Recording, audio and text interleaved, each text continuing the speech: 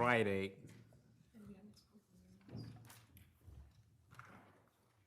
Sergeant Ventresca was on the stand. Are we prepared to proceed? Yes, Your Honor. Sergeant Ventresca is here. I have maybe 3 or 4 more questions for him, and then we can move on. Thank you. There is a preliminary matter I'd like to take up and have a motion. And I have an extra copy for Your Honor. I'll hand it to the, could I approach? Yes.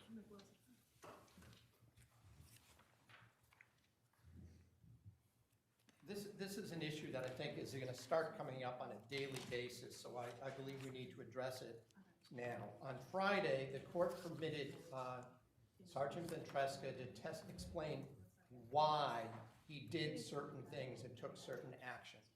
He then mentioned a red Tacoma as a vehicle that was, quote, associated with Mr. Dulos. And he also mentioned that Hartford, Albany Avenue, Route 44 is a, quote, high crime area, unquote, in Hartford, as part of his thought process as to why he's looking for videos.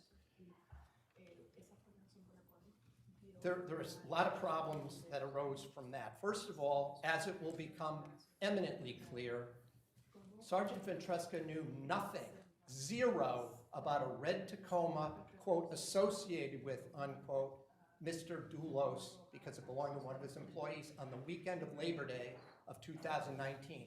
That's something he learned at least a week, if not 2 weeks later. So what that has done is opened the door to an area of the questioning that had nothing to do with the fact that Mr.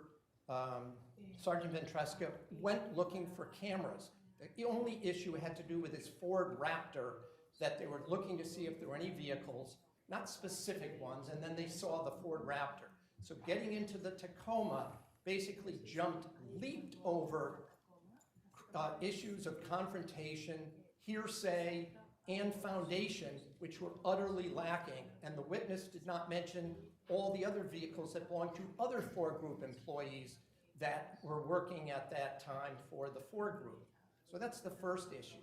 Second of all, by allowing him to just opine that Route 44 and Albany Avenue, where the Jamaican bakery is and Benji's Jamaican restaurant is a, quote, high crime area, it was unnecessarily introducing racial bias into this case, because it's also true that right down a block or 2 further is the Dunkin' Donuts Stadium, where the Hartford Yard Goats play AA baseball almost every single week. So now we've had to get into the fact that when he made that statement, it suggested that no white rich guy from the suburbs would have any reason to be driving on Route 44 when it also happens to be the main thoroughfare for people who work in downtown Hartford, because Route 44 turns in right there around the next corner into Main Street, a block, maybe 2 blocks further up.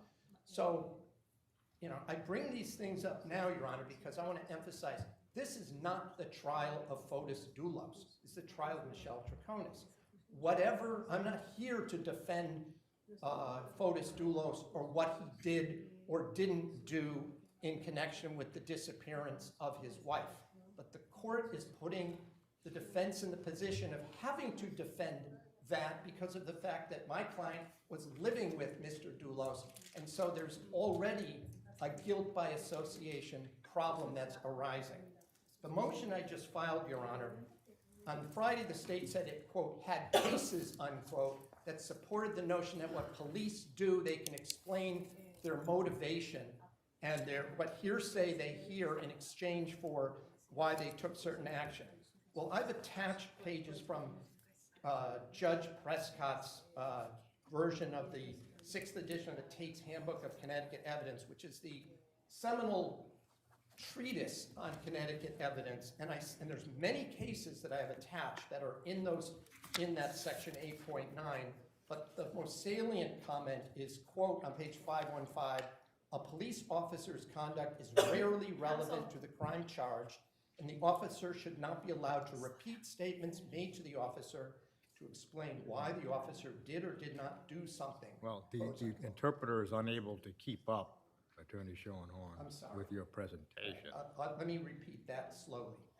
A police officer's conduct is rarely relevant to the crime charged, and the officer should not be allowed to repeat statements made to the officer to explain why the officer did or did not do something, close quote.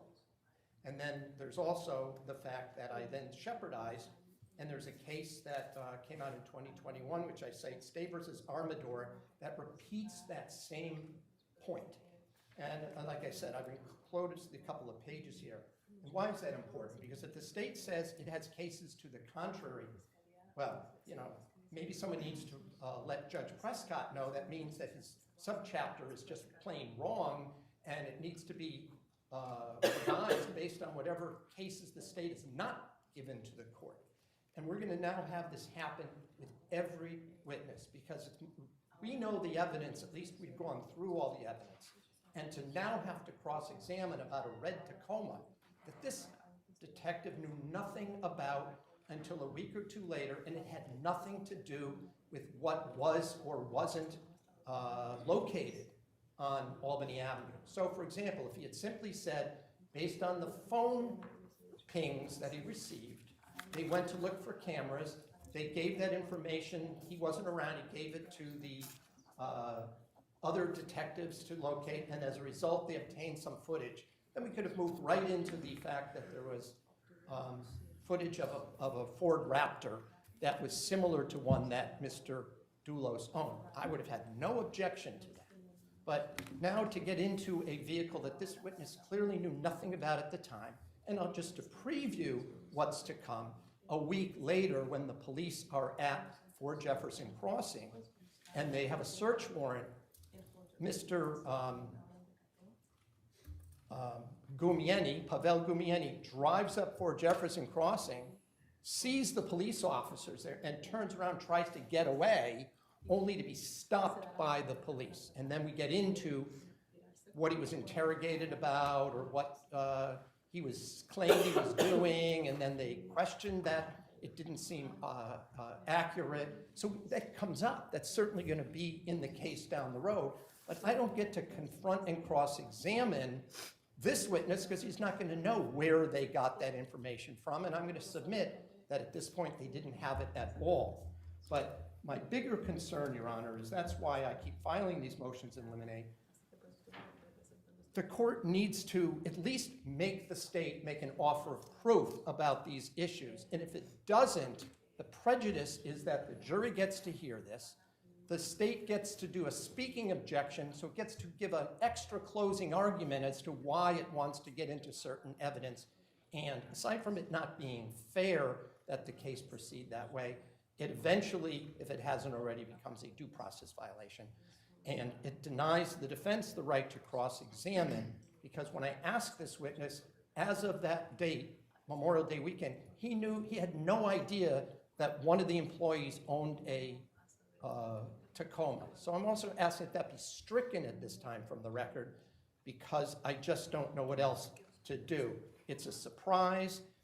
The police never, it says almost never.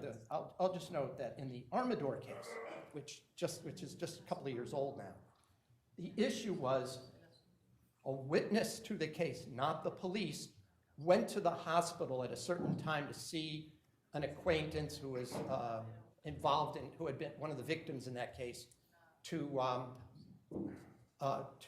went there. And the notion of relevance has to do with not relevance to what the police do, it's relevance to the charges. It's relevance to the charges.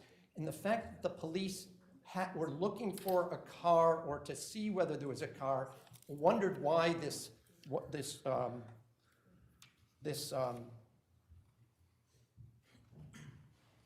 suburban white guy who builds high-end homes is doing in Hartford. And there's also going to be evidence that my client was in the vehicle. She told the police, yes, she was in that vehicle, suggesting that the only reason to go to Hartford on Albany Avenue is for some nefarious reason, because it's a, quote, high crime area, which I'll note hasn't been true in 10 or 15 years. There's neighborhoods there that may be, but even the notion that Hartford and the main thoroughfare, one of two into town, is a, quote, high crime area suggests that there's a racial aspect to that testimony, and now I have to cross-examine into that, and I just didn't think that was appropriate, nor did I want to go that way.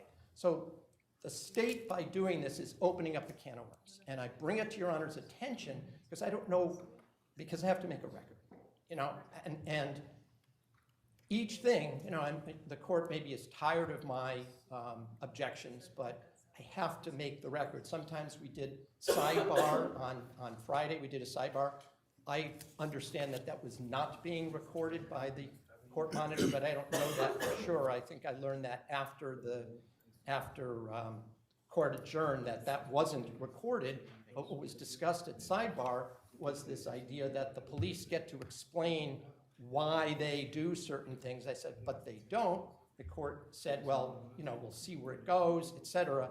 These things do need to be decided in advance because otherwise, once the cat is out of the bag, it's prejudicial. And I just let the court know that, you know, I'm conscious of the concerns I have. I'm trying to defend a client here who we maintain is innocent of these charges. There's maybe a lot of evidence, at least a lot of circumstantial evidence against Fotis Dulos. Maybe in his trial, some of this, the rulings might be more appropriate, but they're not in my client's case. And therefore, I ask the court to reconsider that, to move to strike that, to strike the testimony about the motives, and to not allow it unless the state outside the presence of the jury makes an offer of proof as to why it's relevant, again, to the charges against my client, not relevant to what the police were doing. Thank you. Well, before we hear from the state, Attorney Schoenhorn, the court never tires of objections. Counsel may tire of making objections. The court is never tired of objections. Attorney McGinnis. Yes, Your Honor. Good morning, and may it please the court. I find it a little bit ironic that the defendant would argue that there's somehow unfair surprise to her case in this particular instance. Attorney Manning apparently was up here with Attorney Schoenhorn for the better part of 5 to 10 minutes prior to court opening, and this motion was served on us after the court came out, and we opened court for the day. So, you know, obviously Attorney Schoenhorn has our email addresses. He could have handed us the motion in advance so that we could have had an opportunity to look at some of the citations. I guess for some strategic surprise reason, he chose not to do that. But let me just be heard on some of the substance, Your Honor, because these arguments are becoming more and more unhinged from the defense as this case is progressing. The only person in this courtroom that is injecting race into this proceeding is the defense. The state of Connecticut did not ask the jury to draw any sort of racial inference from the fact that it's a high crime area. I don't know what they're frankly talking about when they say that that somehow injects race into this. I think that that's sort of a ridiculous argument. If Albany Avenue is objectively a high crime area, race has nothing to do with it. And I'll just indicate, Your Honor, for the record that even the title to their motion is misleading because it indicates that they want to preclude testimonial and prejudicial hearsay statements by police officers. Of course, the problem with the title, Judge, is that in order for something to be hearsay in the first instance and thus be testimonial, is that it must be offered for the truth of the matter asserted. And so evidence of information that was relayed to police officers and why they took subsequent action is obviously probative of the issue of the investigative steps that were taken. And, you know, we had a chance to look at Armador during the course of the defendant's argument, and what the case indicates is that it is a fact-specific inquiry and that non-hearsay can be used for the effect on the listener. There is no sort of blanket rule that the defense is asking for, and so if the defense has an issue with a particular line of inquiry taken by the state, they should object. The court doesn't tire from objections, and we should just hear those out as they come along. But this motion, which again was filed just now in court for some strategic advantage on the part of the defense, to not give the state adequate opportunity to look at this and perhaps look at the entire treatise that they cited instead of just the pages that they attached to their motion, is sort of asking in advance to exclude any and all evidence of non-hearsay evidence. And I don't think that that's appropriate, Judge. And I just ask that the court deny this motion with the understanding, of course, that the defense can object if they feel that somehow the evidence is not probative. But I don't see how something could possibly be hearsay if it's not being offered for a hearsay purpose. Let me just respond briefly, Your Honor. It was not my intention to work over the weekend to have to come up with a motion, which when I was down here, I wrote last night and I brought with me this morning. Whether or not the state was in the room for 5 minutes or more before, as Your Honor notes, when the courts came out on the bench, I was still setting up. So pulling things out, et cetera, is what I have to do to get ready. But it's not just the Ardmore case, Judge. It's all the cases cited in what I attached right from the Tate's handbook. It's O'Shea versus Minone, M-I-G-N-O-N-E. It's State versus Robinson. It's State versus Gonzalez with an S. It's State versus Evans. It's State versus Sweeney, and State versus Vega, which is in the Con-App case, 48 Con-App case. So this isn't one case. This is a long line of cases. And in the Armador case, the court sets forth that police should never be able to, almost never, and then they allowed in a non-police officer to explain why that individual went to the hospital to see the victim because it showed advanced knowledge which was relevant to the charges against Mr. Armador. So I don't understand even the state's argument. This is also Miss Manning's witness, so I'm not sure why I'm hearing from Mr. McGinnis instead of the lawyer who's propounding that particular evidence, unless the court, then anyone can argue any point of law if an objection is made. And that's not my experience, but if the court allows it, I'm not going to stand on ceremony. It's just that we don't have Mr. McGinnis propounding that evidence. We don't have even an offer as to why it was important for that officer to blurt out something that that officer had no knowledge about at the time.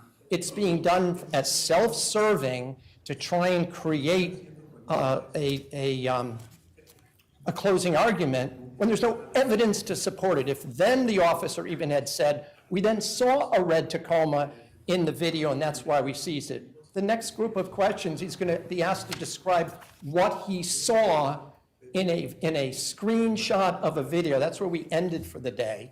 And again, it's going to be the same issue. It was seized and someone else can testify. And I'll note, I've agreed with most of these witnesses. They don't have to call the store owner or the owner of the camera system to explain it. I've offered to avoid that step. But if the court is going to allow witnesses to basically ignore the relevance and hearsay rules, then I'm going to no longer agree to that, and then they're going to have to call each camera owner to authenticate what's in there, because otherwise there's nobody to cross-examine. So I stand by my arguments. It seems to me that it's black letter law, at least in Connecticut, that it shouldn't be allowed, and they're going to do this with every witness. They're going to do it with every witness, every police witness. Just briefly, Judge, a couple things. To begin with, as I recall, Attorney Schoenhorn argued a motion in limine the other day with respect to a witness that Attorney Felsen was going to be handling. So I'm not really sure what he is indicating when he says that it has to be one witness. If we're dealing specifically with motions, Your Honor, the court has allowed counsel the leeway to argue those motions, and the defense actually took advantage of that very fact the other day. So I'm not really sure where they're going with that. But I'll also just note that the motion itself is written not just specific to Sergeant Ventresca. As a matter of fact, I don't see his name even mentioned in the motion. It is for all police officers. So the idea that the state can't have someone else argue it, I think, is a little bit specious, quite frankly. And I'll just note, Your Honor, that the defense is, essentially trying to engage in legal extortion by indicating that they're going to renege on their previous agreements simply because the court is overruling objections. I think that that's, frankly, low rent. And I'd like to just address the merits of this, which is this is a fact-specific inquiry, whether or not something is effect on the listener, something for the court to decide. If it's relevant, if it's the danger of unfair prejudice outweighs it, those are the inquiries the court has to do. And I'm asking that the court deny their motion without prejudice, and they can raise these objections when they come up. Thank you. The court will first address motions in limine in general. A motion in limine is designed to exclude from even the jury's hearing certain evidence that is unfairly prejudicial.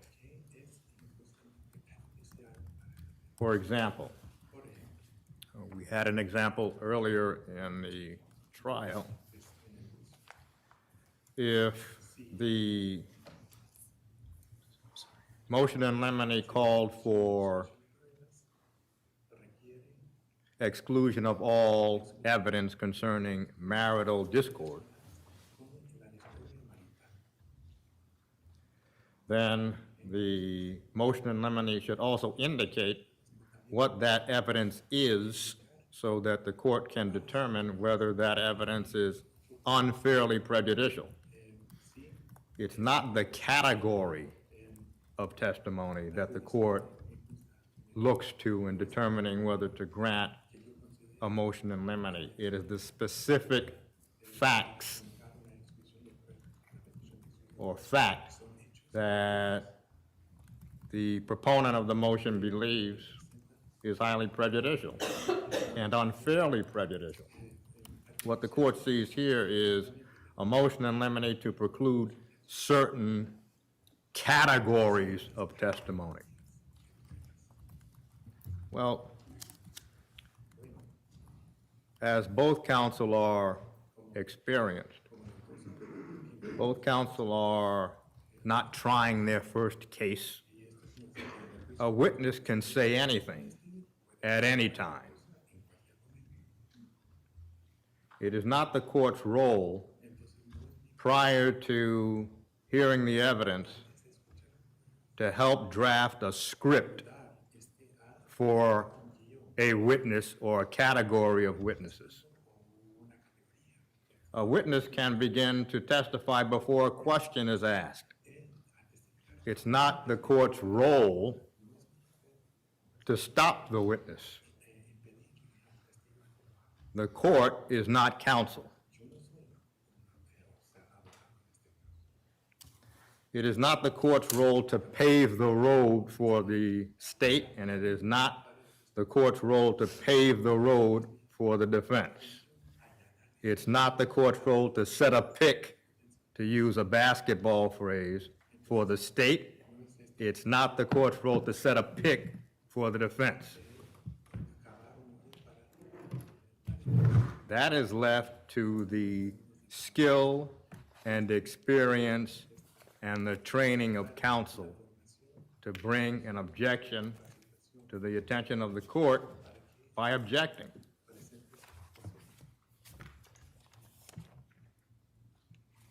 The motion is denied. You can bring the jury in, please.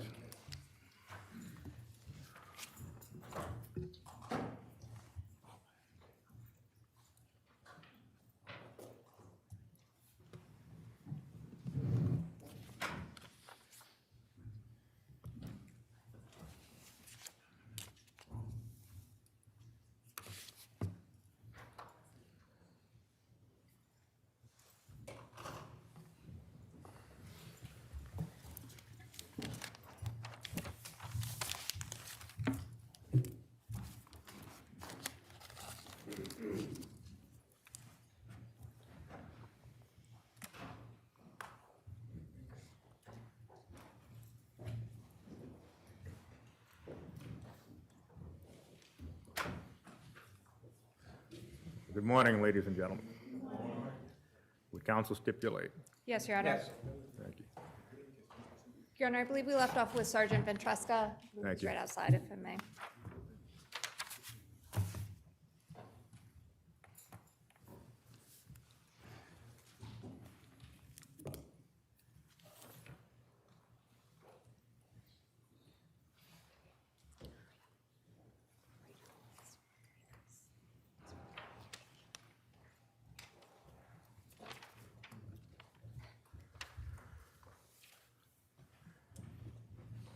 And Sergeant Ventresca is still under oath. You may be seated, Sergeant. Your Honor. Thank you. May I inquire, Your Honor? Yes. Good morning, sir. How are you? Morning, how are you? Just a couple questions. When we left off on Friday, I can't hear you with this gentleman talking right in my ear. I'm sorry. Sorry. Sir, with respect to when we left off on Friday, we were talking about 304 Albany Avenue. Do you recall that testimony? Yes. Based on what you learned from 304 Albany Avenue, what did you do? I alerted the Troop L Major Crime Office, and I wanted to get a detective sent over to 304 Albany Avenue to pull that video. And when you said Troop L, what is that? Litchfield, Western District Major Crime Field Office. Okay. Is that part of Western District Major Crimes that you are? Yes. And are you the sergeant in charge of that, Troop L? Not Troop L, no. Which sergeant is in charge? Sergeant Bisson. Okay. And at some point, did you receive information from that, from a officer with respect to 304 Albany Avenue? Yes. Who was that officer? Detective Fitzsimons? Without telling me what he said or gave, based on that information, did you take any steps? Yes, so it was the Thursday, the 30th, when that detective learned of what was on that video. It was a vehicle in question. I alerted Central District Major Crime, which is the Troop H Field Office, to get a detective over to Hartford C4, the Hartford Capital City Command Center. And what day was that? It was Thursday, the 30th. Did you ever send anybody from Western District Major Crimes to C4? Yeah, I sent Detective Butin on Friday, the 31st, to go to C4 as well. Detective Butin, is he assigned to your unit? Yes, Western District Major Crime. He was assigned to the Troop G Field Office. I have nothing further. Thank you. Okay. Cross-examination.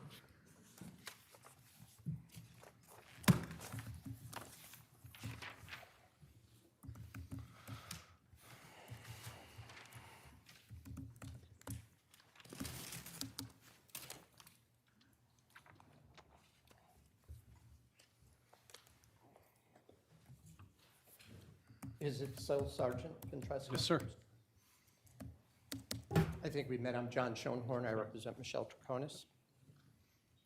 When you talk about Albany Avenue in Hartford, you also refer to it as Route 44, correct?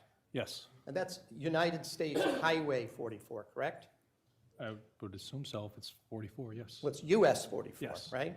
And that's a major thoroughfare between Albany, New York, and I believe it goes to somewhere near Providence, Rhode Island, doesn't it? I don't know. I where take it you've goes. never had to be a trooper in eastern Connecticut, right? No, never. So that would be covered by troops that you visit very seldom, like Troop C, right? Troop K, that part of the state, It's covered by those troops, yes. but not you.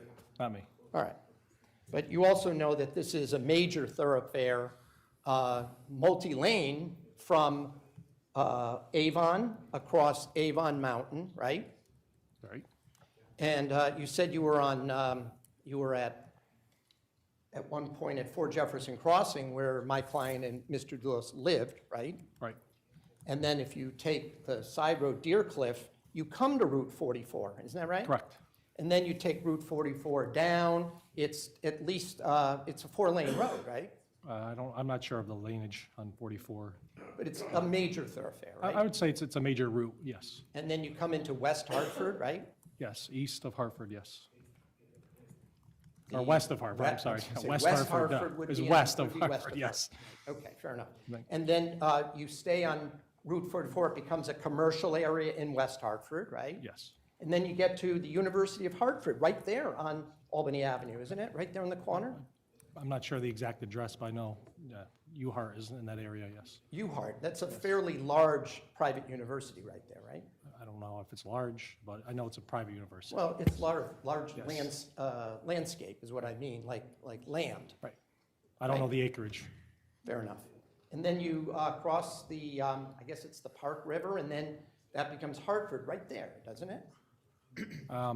Again, I can't tell you exactly where the city limits are. If you're saying it is, then, All right, well, we looked at a map. Right, I could put it right. back up, but I just don't want to right. show the map again. But one of the things we saw when you were showing the various streets in Hartford along Route 44, there's a McDonald's right there, right? I don't recall. You don't recall seeing that on the McDonald's? map? No, no, Or the satellite view, I mean. no.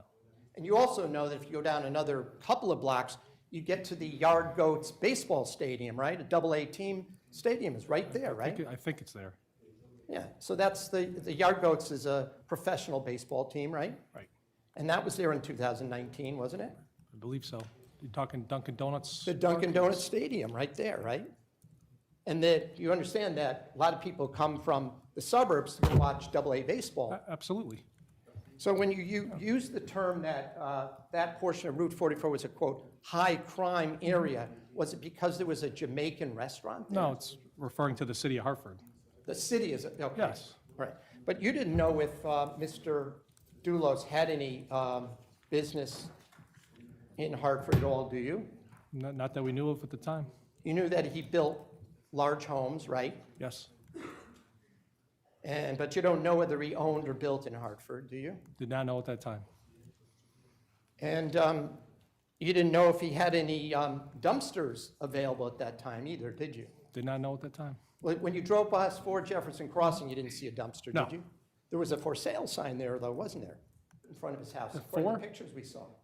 At 4? I can't remember if there was a for sale sign at 4 back then, back in May 24th. Okay, so we're talking about that Memorial Day Yep. weekend, right? Correct? Correct. And you did go past 80 Mountain Spring Road, right? Yes. And you knew that was a house that was being built or had just been built by the Ford Group as of that date, right?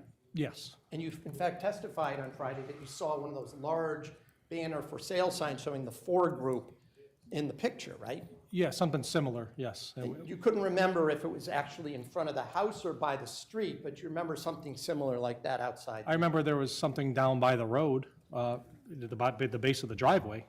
I couldn't tell you what was up by the house. Well, indicating the house was for sale, right? Right. And as of that date, did you know whether or not there were showings at that house on 80 Mountain Spring No, Road? did not know.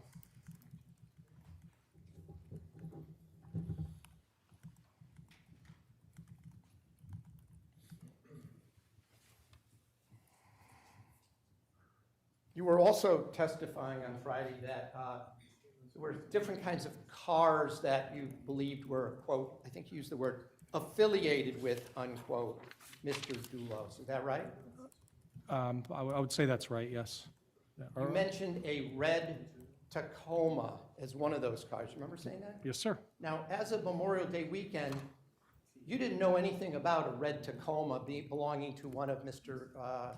Dulos's employees, did you? Yes. That weekend you found out about Yes, it? that Sunday. Or I'm sorry, that Monday. Not the weekend, but the Monday. Okay, but when you were driving around on, I think you said the weekend, No, right? yes. You were looking for cameras and whatnot, right? You didn't know anything at that point about. Not on Sunday, about the red truck. Okay, and you knew that belonged to an employee of Mr. Dulos We named learned, Pavel. we learned that on Monday. Right, named Pavel Gumieni, right? Yes, yes. Just, it wasn't registered to Pavel. It was registered, well, that's another. that It was wasn't registered to Pavel. Pavel's wife, Yes, correct? correct. It was not registered to Mr. Dulos, was it? No. Wasn't registered to Michelle Troconis, and it wasn't registered to the Ford Group, the company. No. Did you look into any other vehicles that were owned by other employees of the Ford Group at that time? Yes, we did. That weekend? That weekend, when we set up our command post, we put every employee that was listed on the Ford Group website on our whiteboard. And we looked into every employee, and in fact, we sent leads out that weekend to start interviewing those employees. And part of that process, when we put them on the whiteboard, is to gather intelligence through law enforcement databases and searches to determine what vehicles people drive, where they live, what their phone numbers are, et cetera. Were you looking for other vehicles of the other employees as you drove along Albany Avenue on Route 44? No,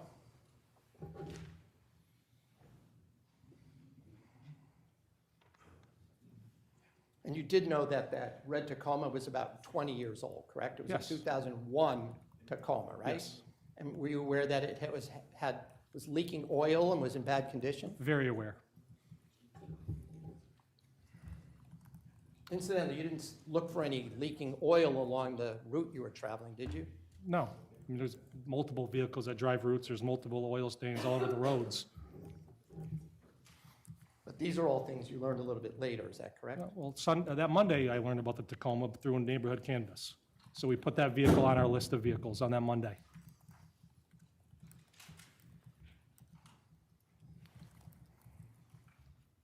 By the way, you didn't know whether Mr. Dulos had ever been known to dump construction garbage at locations where he should not have been doing that, did you? Not that day, no.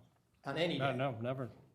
Now, in your career as a state trooper, have you ever had to investigate an illegal dumping case, No. even as a road trooper? No, Isn't that something the state police sometimes investigate? sometimes, I mean, mostly like debris on the highway, people throw couches out along the highways and such like that. No, you ever seen contractors doing that so they don't have to pay for a dumpster? No. Never. No,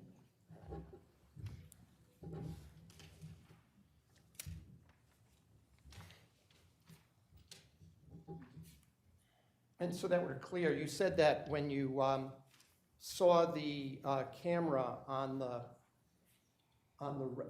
Jamaican restaurant awning, you said you referred it to, I think you said Troop L. Is that what you said? Yes. You mean Troop H in no, Hartford? Troop L, Western District Major Crime Field Office. Well, wasn't Troop H just right down the street from where the Albany Avenue is? Like maybe 6 Washington, I blocks? think it's on Washington and Hartford. Yeah, isn't Washington, it's right near the Capitol, right? Yes, And you didn't contact them? no, And incidentally, on May 31st, 2023, was Detective Fitzsimons assigned to the Western District Major Crime Squad? on May 31st. What year did I'm you say? sorry, let me rephrase that. On May 25th and 6th, when you asked him to go look for cameras. He was assigned to Western District Major was. Crime Squad, yes. All right. And was he assigned as a detective or as a trooper at that point? Detective in the Troop L Field Office. Have just have a moment, Okay. Judge. Yes.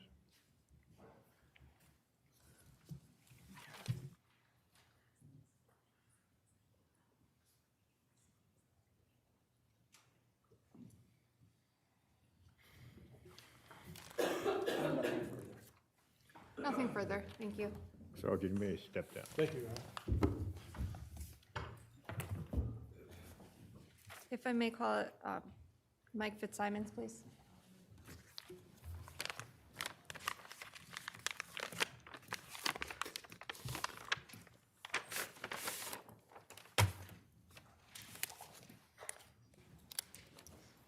If I may have a moment, Your Honor.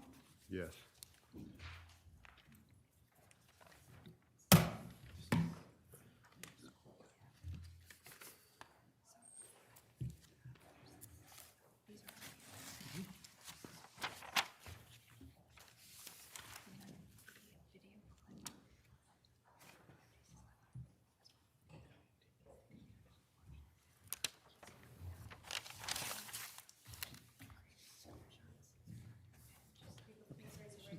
Do you solemnly swear or solemnly and sincerely affirm as the case may be that the evidence you shall give concerning this case shall be the truth, the whole truth, and nothing but the truth, so help you God upon penalty of perjury? Yes, I do. Please state your name and spell it for the record. Michael, M-I-C-H-A-E-L, Fitzsimons, F-I-T-Z-S-I-M-O-N-S.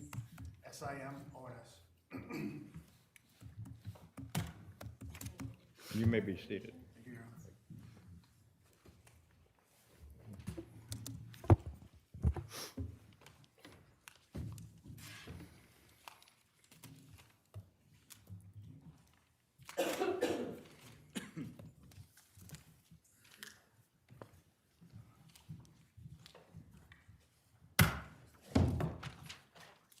Thank you. Your Honor, may I inquire? Yes. Thank you. Good morning, sir. How are you? Fine, thank you. Mr. Fitzsimons, did you previously work for the Connecticut State Police? Yes, I did for 25 years. Okay. When did you part company with the Connecticut It State will Police? be 2 years, March of this year. Okay. Did you retire? Yes, I did. Okay. And at what rank did you retire at? Detective. And was there a particular division of the Connecticut State Police that you worked at when you retired? The Western District Major Crime Squad. And what troop were you assigned to? I was assigned to the Troop L office, Who was your supervisor? Sergeant Al Bisson. And could you briefly just describe to the jury some of your training and experience as a Connecticut State Police So- officer? Initially, I was hired by the state police. I attended the State Police Academy.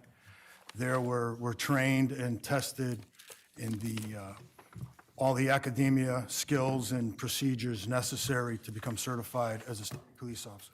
I successfully completed the training academy. When I graduated the academy, I was assigned as a patrol trooper. I was initially stationed at Troop L up in Litchfield. I was there for approximately 8 years. Throughout my 25 years, I've had several assignments from when I was a K-9 handler and a member of our State Police Tactical Unit and an instructor at the Academy as a firearms instructor. But a majority of my career, actually 16 years of my career, I was with the Western District Major Crime Squad. Thank you, sir. If I could just have one moment. Yes.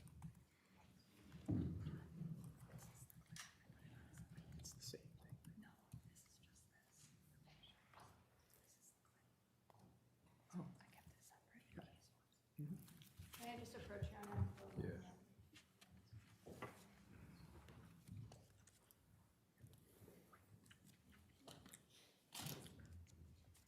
Detective Fitzsimons, were you working with the Western District Major Crimes Squad in May of 2019? Yes, I was.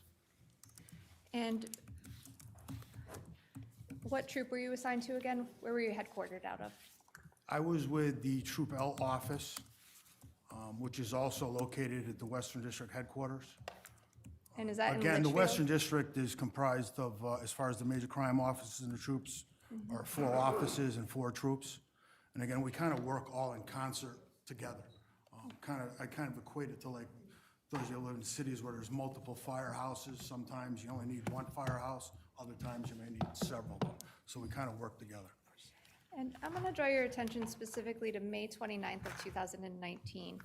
What was your assignment that day? I was assigned to assist with obtaining a copy of video surveillance from an establishment on Albany Ave in Hartford.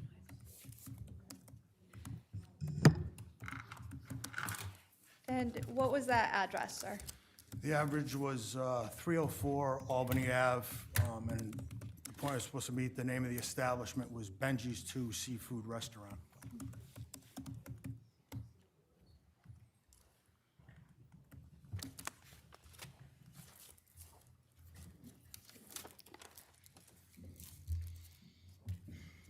Can you turn the television?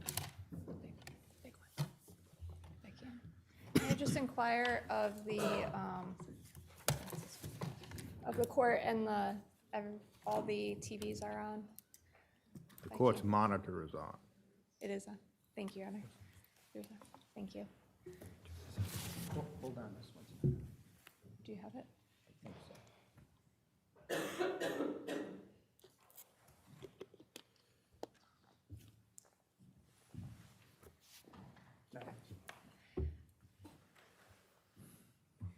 Your Honor, with respect to States 34, there are 2 items on it that have already been admitted through other witnesses. However, the last 2 have not.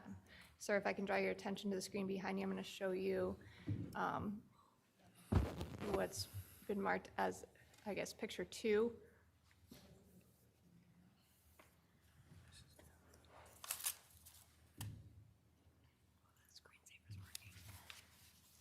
Do you recognize what's depicted in that photograph, sir?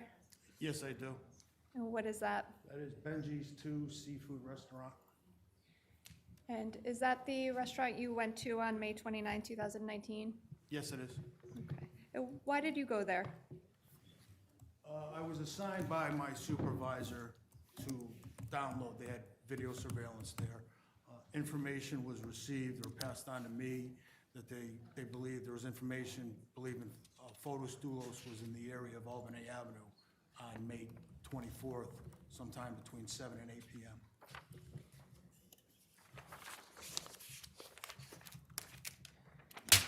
Now, did you speak to anybody at the restaurant without saying what they said, please? But did you speak to anybody? Yes. Okay, and were you able to download any video? Yes, I was. Okay.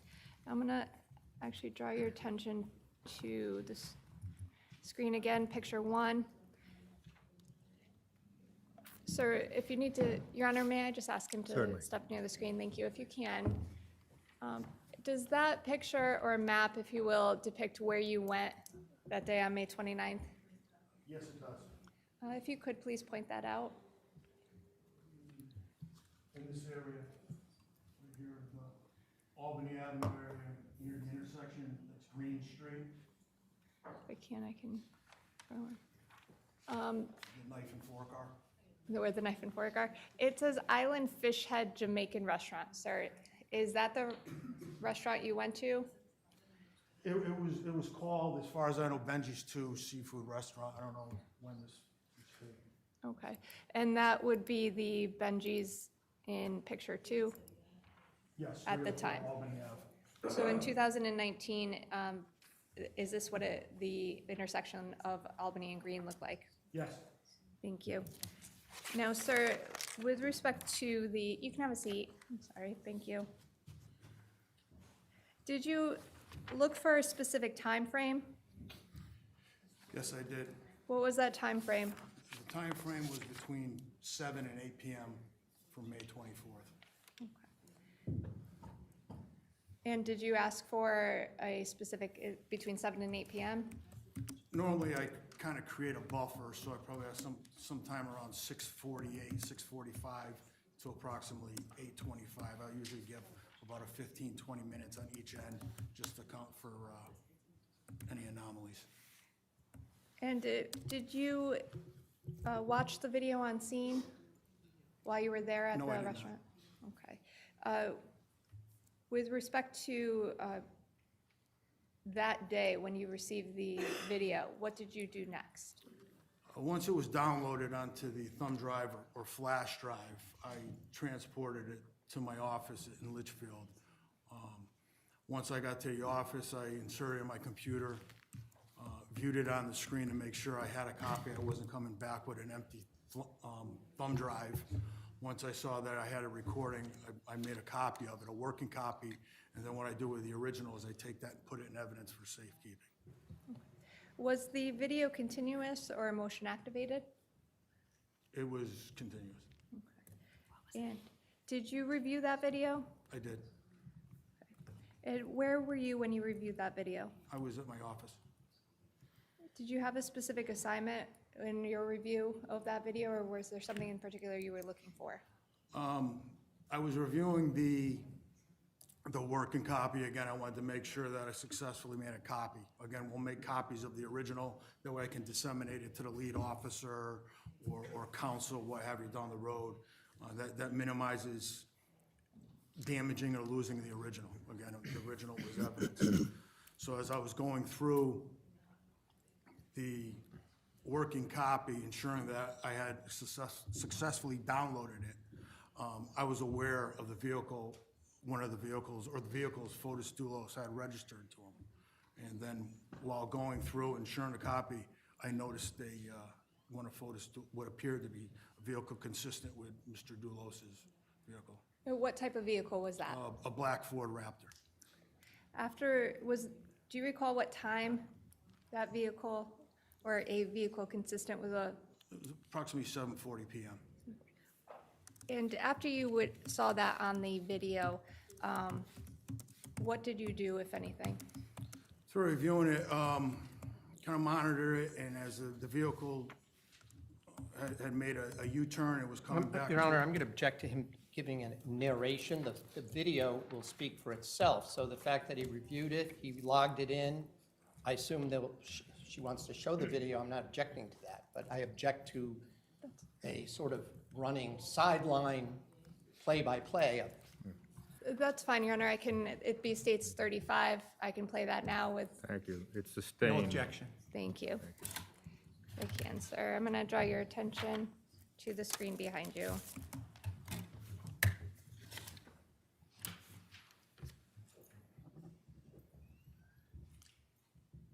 I may just have one moment. Yes.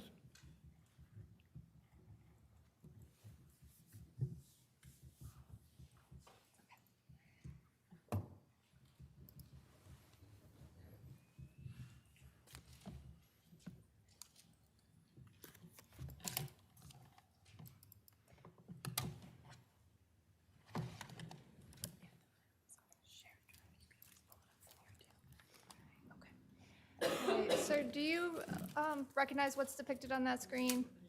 Yes, that is an easterly view of Albany Avenue at the front of the Benji's Restaurant. Okay, when you say easterly view, let me just ask you, if somebody was driving away from the screen towards the upper right, is that towards Hartford or away from Hartford? That would be towards Hartford. Okay.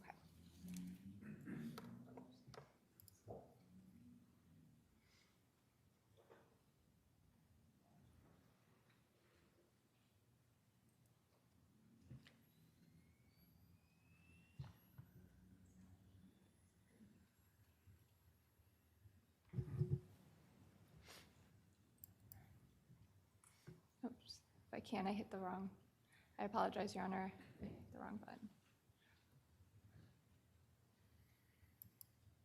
Okay, I'm gonna stop it there, sir. If you wouldn't mind, Your Honor, may I ask him to go to the Yes. screen? Sir, if you can, just on the upper, if you could point on the upper left-hand corner of that video screen, what does that time, is that a timestamp? Is that, The upper left, the 05/24/2019 is the date and year. Friday, and then 07:40:55 PM. now, after you watched this video, sir, did you take any screenshots of the video? Yes, I did. And what did you do with those screenshots? Once I took the screenshots, I'd saved them, printed them out, and I ultimately disseminated it to the Troop G office.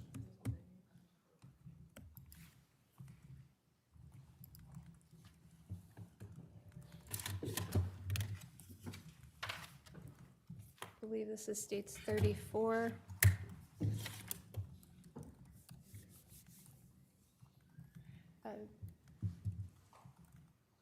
Your Honor, at this time, there are two items on states 34 that are for ID only, unless council has no objection at this point. No objection. Then if we can move the entire of states 34 as a full exhibit, those two items that the state is planning on introducing at this time also appear on Sergeant Ventresca's as ID, but if they are moved as full now, States 34 will be admitted as a full exhibit.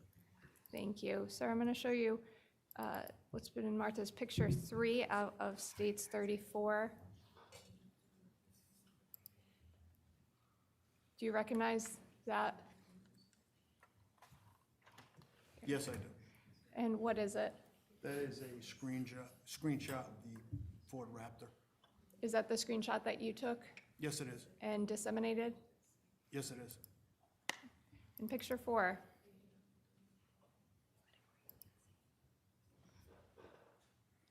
That is another screenshot of the Ford Raptor. and is that the screenshot that you took Yes, it is. and disseminated? Yes.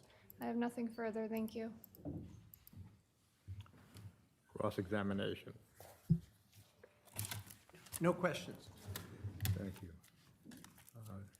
Well, we will refer to you as detective. You may step down. Thank you, sir.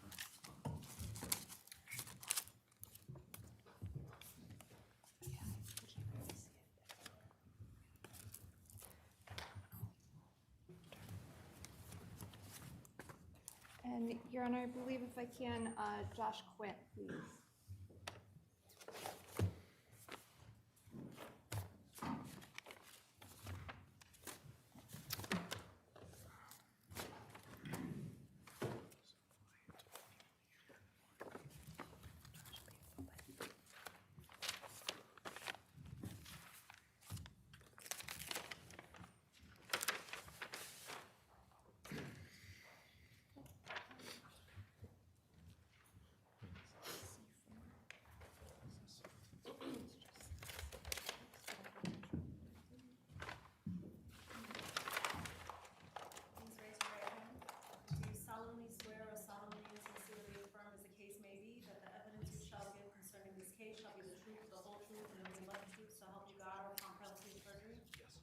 Please state your name and spell it for the record.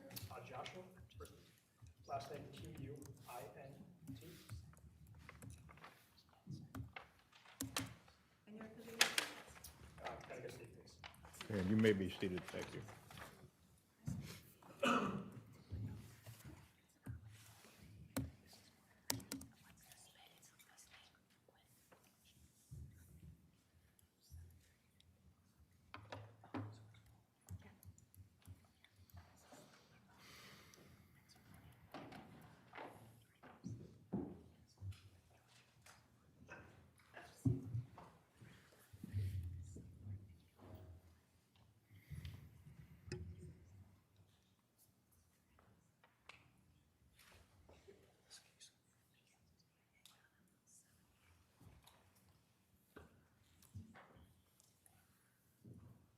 I may, Your Honor.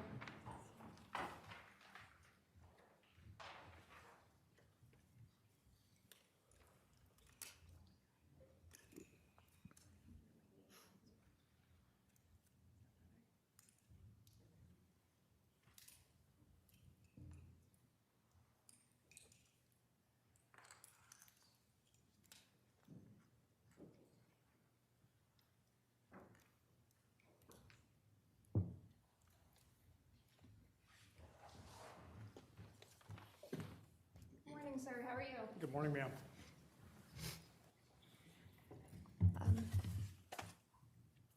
May I inquire, Your Honor? Yes. Thank you.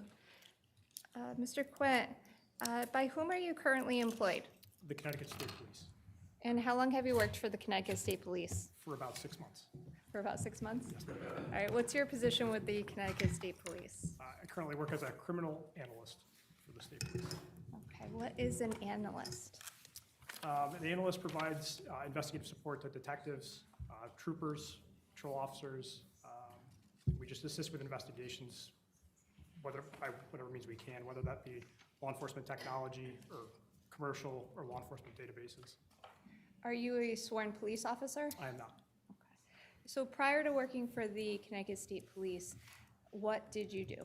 I worked for the Hartford Police as a crime analyst, and I spent 6 years there Particularly where? at the Hartford Police Department. Our unit was called C4. What is C4? C4 is the Capital City Command Center. Hence the 4 Cs? Yes, ma'am. Okay. How long did you work at C4? For 6 years, about 6 years. Could you just explain what C4 is? Yes.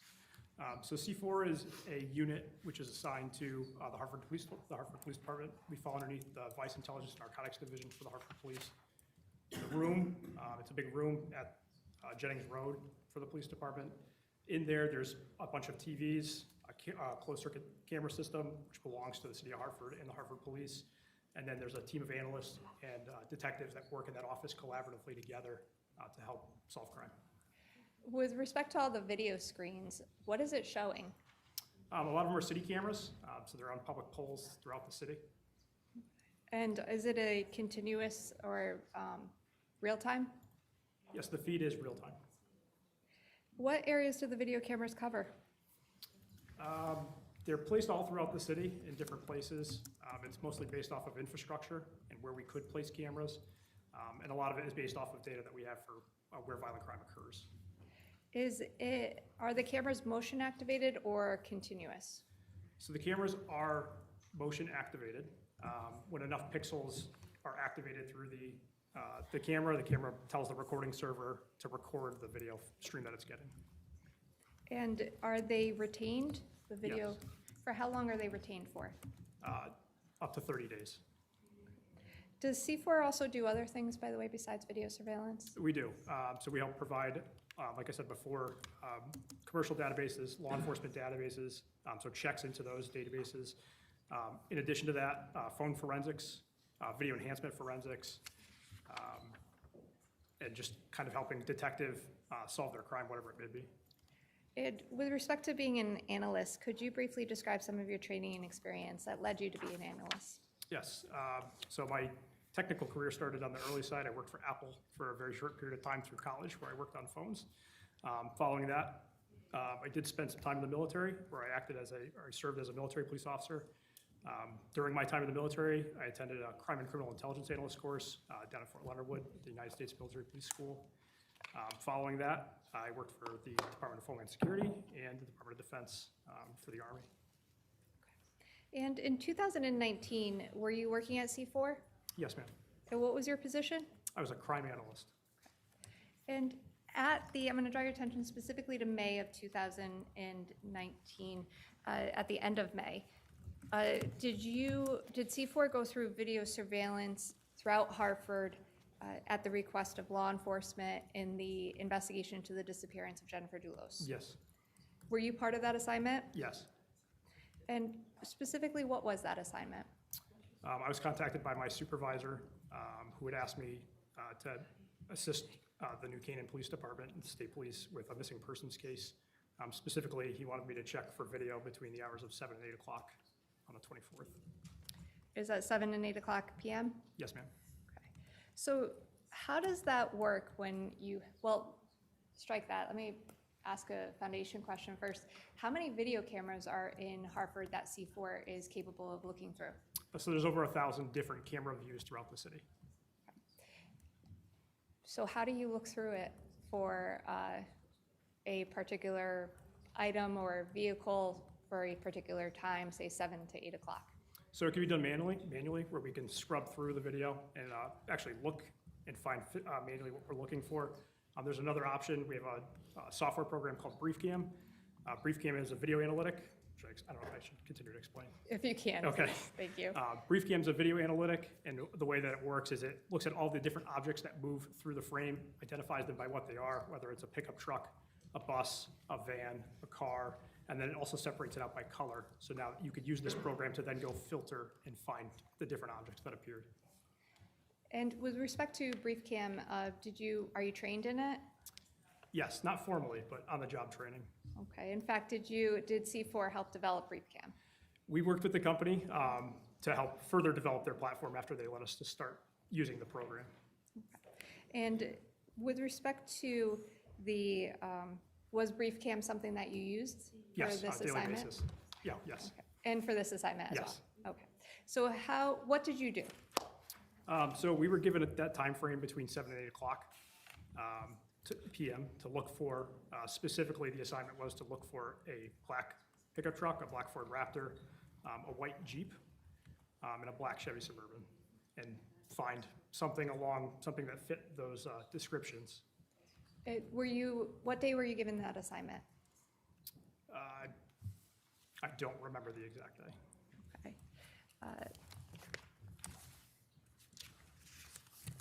Well, let me ask this. Was it after May 24th? Yes. Okay, I'll move on. Now, with respect to the use of BriefCam, was that utilized in the course of this assignment? Yes. And as a result of using BriefCam, was a video footage developed during the time of 7 o'clock and 8 o'clock? Yes. Okay. If I may just have a moment, Your Honor.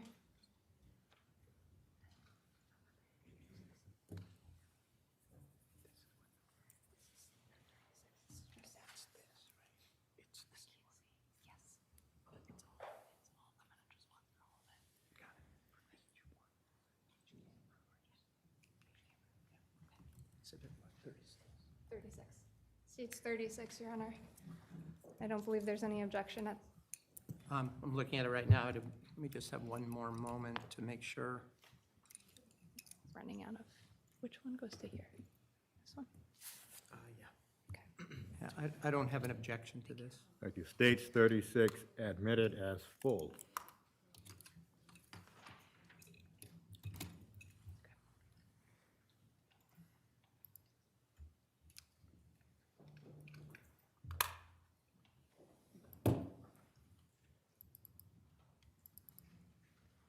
Okay, Mr. Quinn, I'm going to ask you to take a look behind you, please.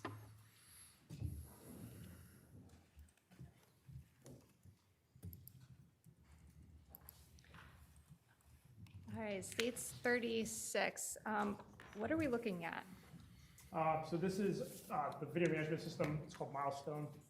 This is where all of our cameras that we live stream into the PD. This is the system that they're stored in. It's where we can export video from and pull up different views and look at the video. Is this what you would see at C4 in 2019? Particularly for this case, yes, this would have been the streams that we would have pulled for that. Okay. And with respect to, I don't know if you could see it or you need to go up to the screen. If I can, Your Honor, ask him to approach the screen if need be. Each camera viewpoint, I guess the grids, do they contain a separate camera? Yes. And with respect to the camera viewpoints that are contained on that screen, what area do they cover? So each camera, so the top row of these cameras covers the area of Albany and Blue Hills, which is an intersection in Hartford.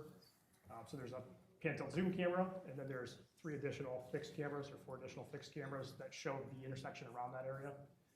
The area of Albany and Garden, which is, these are all just the fixed cameras, and then the area of Albany and Center.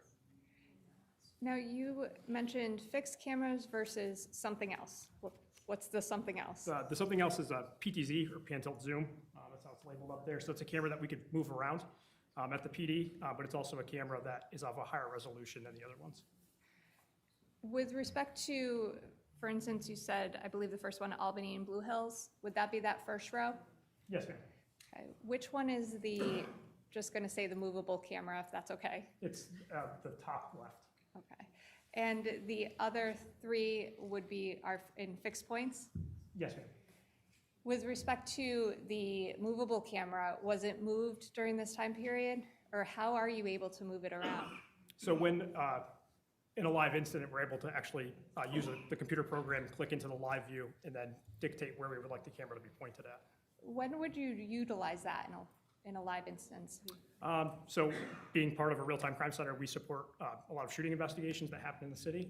So when there's a shooting that cops may be responding to, we're pulling up these live feeds, moving the cameras to points where cars may be fleeing, where we're able to get a license plate and then develop that further. Just, would you also utilize it if like the marathon or an event or anything like that? Yes, together? Marathon, the Jazz Fest, all sorts of Okay. different events in Hartford.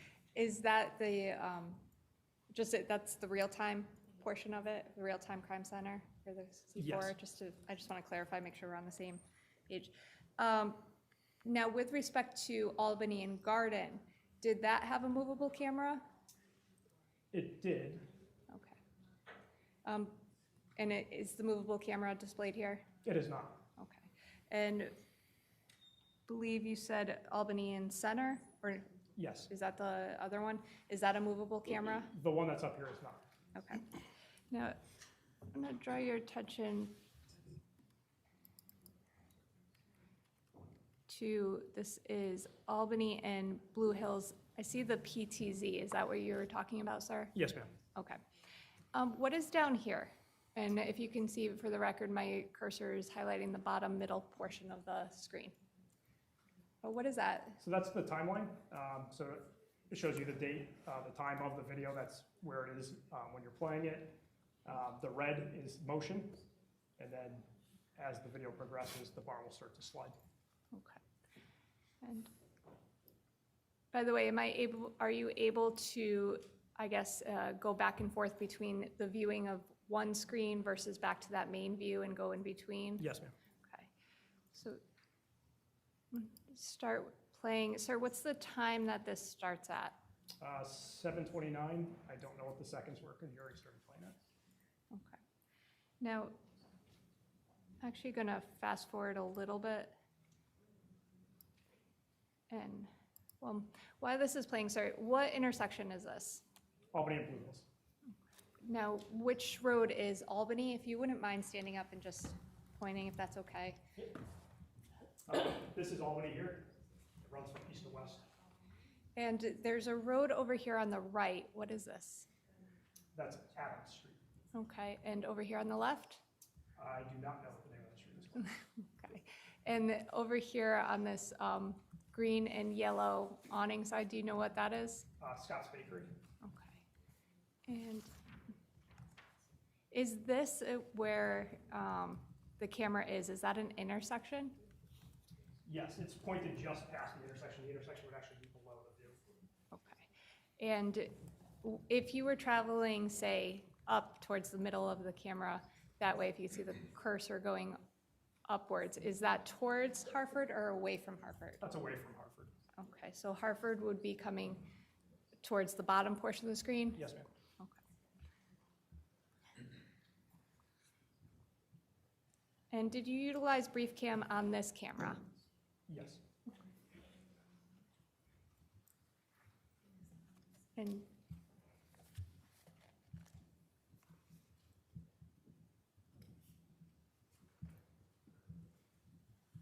And again, what information did you put into brief cam?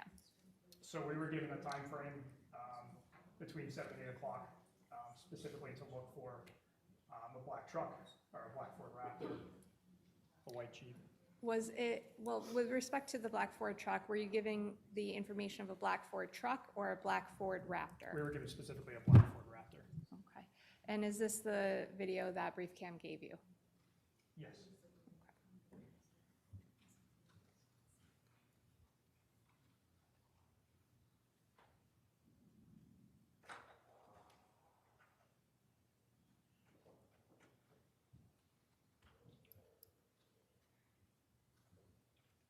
So if you were to go back to that main screen, would it continue the same time frame?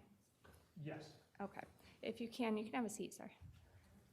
Or I might just, I'll probably be asking you to get up again. But- So if I go back to the main screen, the camera view right next to it, is that time now, I paused it at 7:32:05.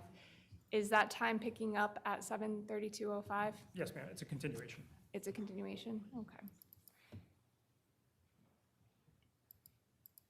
And with respect to this camera, if I can, where is this camera located?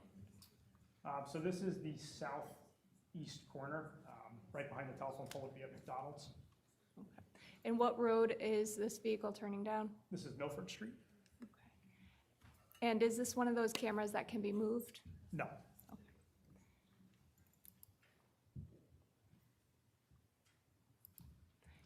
Oops, sorry.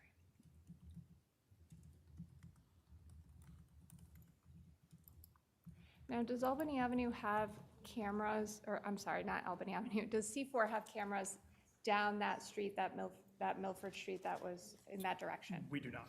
Okay, are the only cameras that relate to this along Albany Avenue? For this incident, yes. Okay, and is there another camera that, is there another camera that picks up that truck? Yes. Okay. Now, you mentioned the McDonald's, is that, That is, yep. okay, so we're still at the same intersection, sir. Where is the Milford Street that the truck went down? So it would be on this side of the view. It would Okay. continue down on that south. So, is there a way, in this road right up here? That's a plaza entrance. Oh.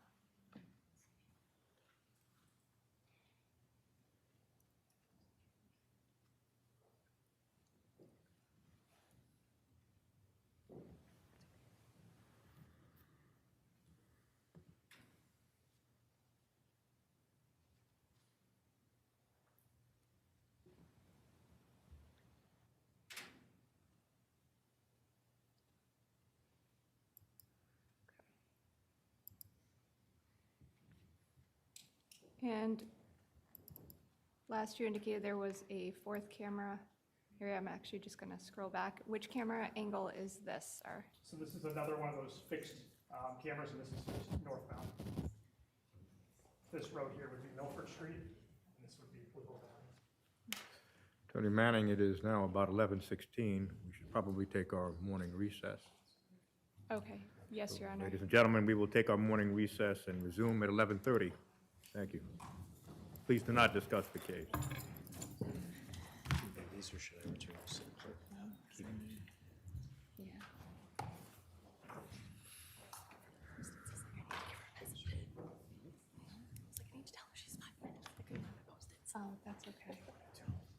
didn't realize the time was. All rise. This Honorable Superior Court now stands in recess. Please exit the courtroom.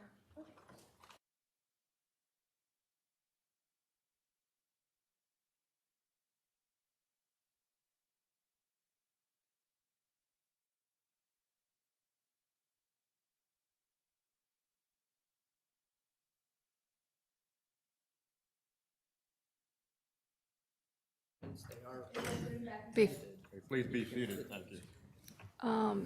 We are waiting for Well, I'm Attorney assuming- McGinnis. I'm assuming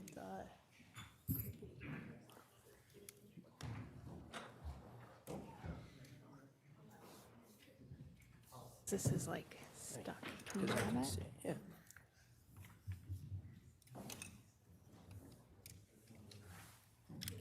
Oh, Oh, wait. Oh, I see what the you know, problem. let me stick this one out. Might be easier. Oh, it keeps popping out, doesn't it? Yeah, that's the problem. It keeps popping out, but let's see if I hold the back of it for you. This is why we're useless. Did you get it? I think so. There. All right, get it. Sorry, I was helping with your jump.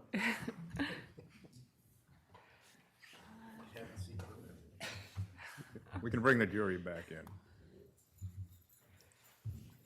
There we go.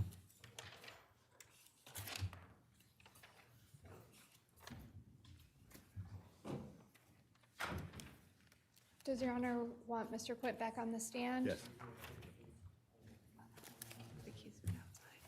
Oh, Sean, can you go get that? Come on up. Oh, thanks.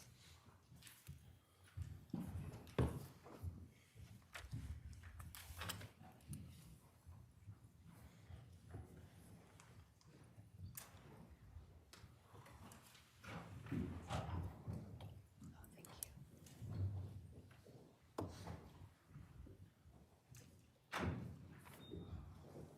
Okay, would counsel stipulate, please? Yes, sir. Thank you. Yes, Your Honor. Mr. Quint, you may be seated.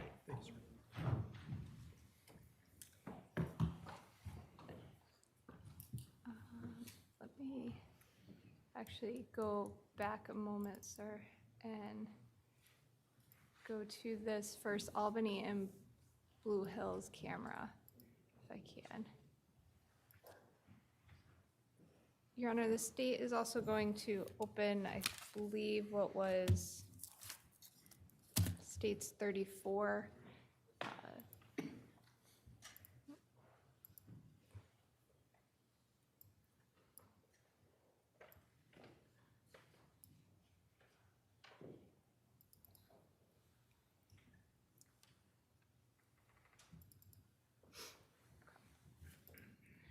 All right, sir, do you see the two items, maybe a little squished together, but do you see them on the screen behind you? Yes. Okay. Now, with respect to the video, Albany and Blue Hills, if you can, could you please show the intersection if it appears? Yes.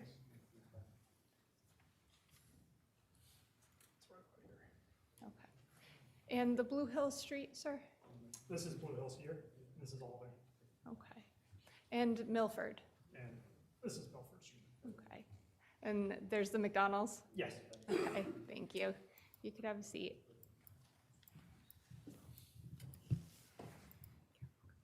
Now, did the brief cam pick up that car on another camera?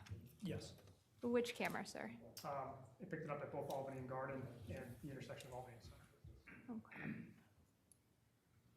Let's see if I can. What camera angle is that, sir? So this is the intersection of Albany and Garden, and this camera is faced westbound and also kind of covers the south part of Garden Street. If you wouldn't mind. Yes. Sir, which street is Albany Avenue? This is Albany Avenue. And same questions as before, if you're driving upward away from the camera, is that towards Hartford or away? Going westbound would be away from Hartford. so that would be going towards West Hartford. So going towards Hartford would be bottom of the camera. Correct. Okay, is this on the same side as the last one, basically? Yes, it's on the south side. Okay. And this road that intersects with Albany over on the left, Garden Street. that's Garden Street. And this establishment, do you know what it is? It's had a bunch of names over the past couple of years, so I don't know what it was called then. Okay. And I'm actually gonna increase the time to 7:38. So for the record, 7:38:08.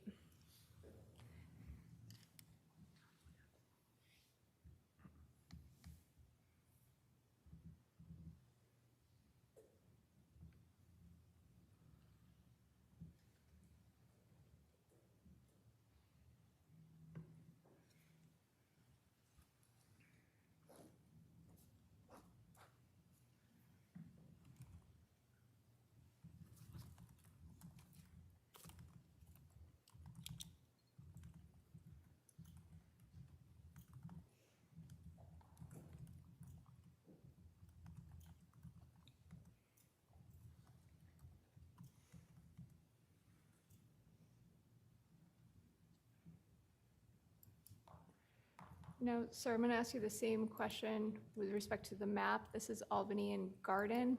Yes, Is that depicted on the map on States 34?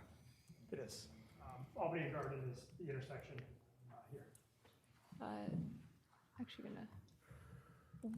which side of the street is the camera angle, sir? So the camera is on the southeast corner. Okay. And Garden Street, if you could just point it out? Yep. Garden Street is here. This is Albany Avenue. Okay, thank you.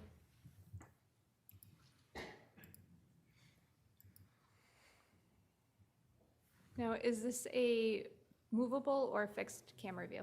This is a fixed camera. Okay. And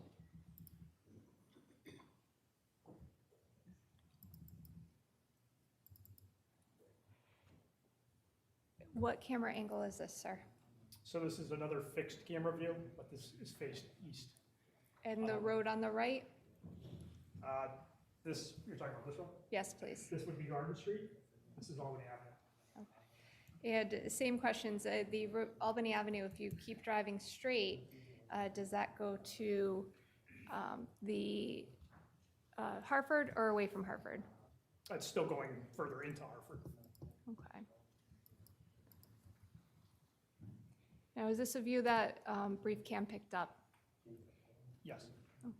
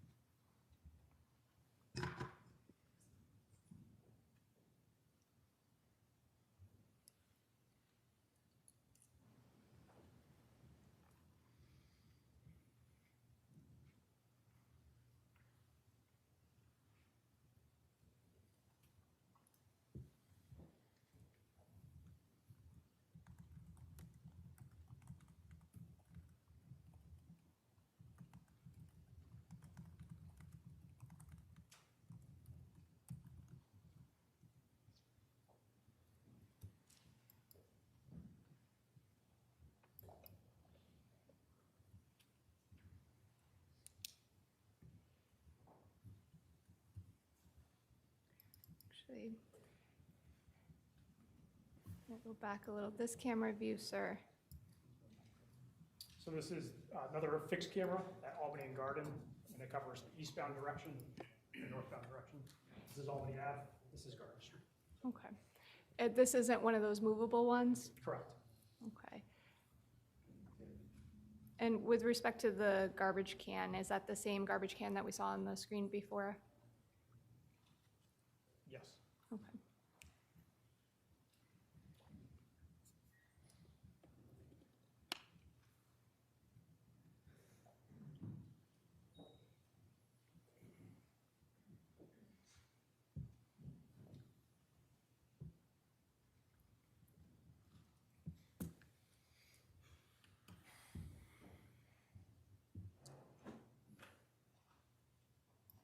Now, I have a quick question, sir. Do you see that black truck that's on that screen? Yes.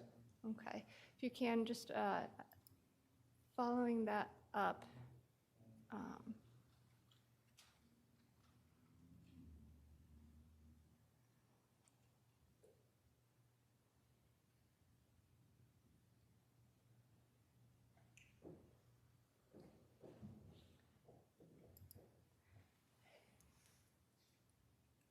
What's the difference between the two? Did Brief Cam pick up that other black truck? It did as a black pickup truck. Okay, but not as a Ford Raptor? So Brief Cam doesn't specify make and model of vehicle, it just specifies black or pickup. There's a few things that are unique about the Ford Raptor compared to the other truck. And what was that? The tonneau cover in the back, the covering on the bed of the truck. The Ford Raptor has hood scoops on the front, so little indentations on the front of the hood. Okay, and so when you're going through this video, were you looking at all the trucks that were black and pickup trucks? Yes, that's where we started. Okay, and then you started, so were you able to narrow it further? Yes. How were you able to do that? Once we started to see the same trucks stopping and putting garbage bags and random garbage cans. Okay.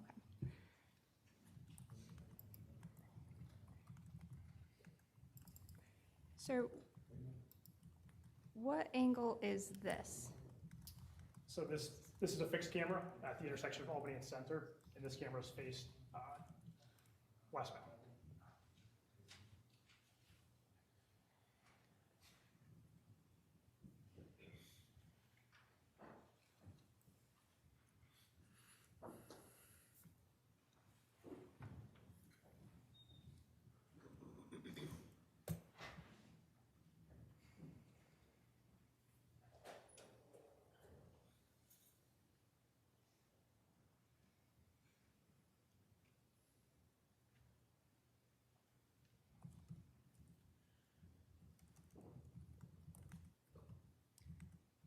Now I'm gonna stop here, 73947. Do we see that same truck, sir? Yes.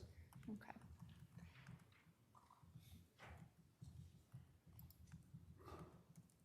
Is that the truck that I pointed out before?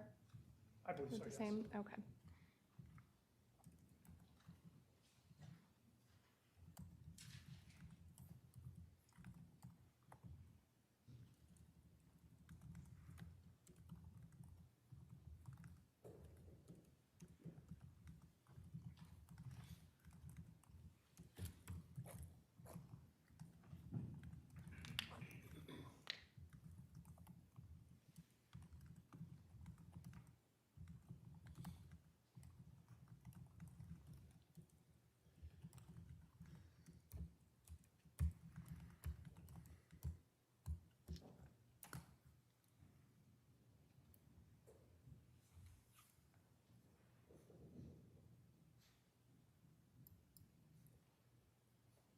No, stop it there. So I'm gonna go back to picture 1 with the map. If you can, is the area of that intersection depicted on this screen? Yeah. It's going to be over here. Yeah, the camera's about here. Okay. It's in between Green and Center. So Green Street is right here. Yes. Where is Center? This is Center Street here. Okay. Goes north-south. And this restaurant, Island Fish Head Restaurant, do you know, if you do, if that was Island Fish Head Restaurant in don't believe it 2019? I'm sorry? No, It wasn't, or you don't know? I don't know. Okay, thank you. Okay.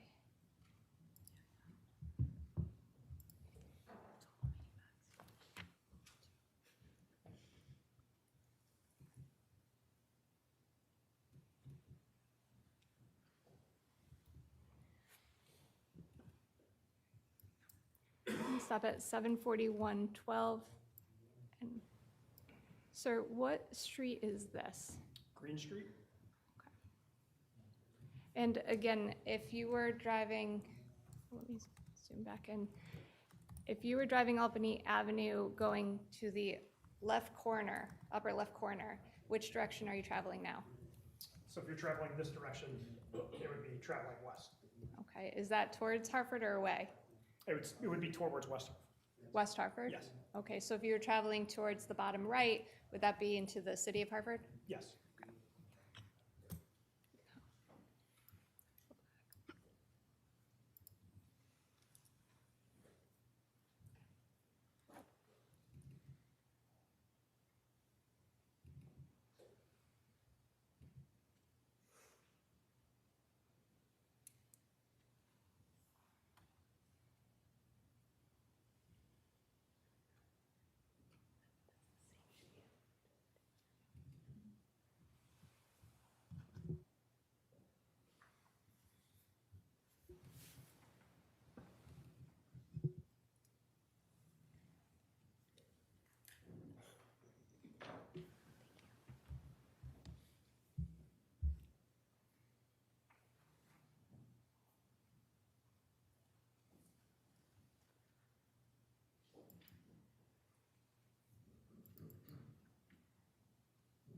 Sir, what intersection are we at again?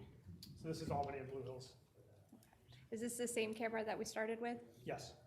Okay, and. Oh. I apologize.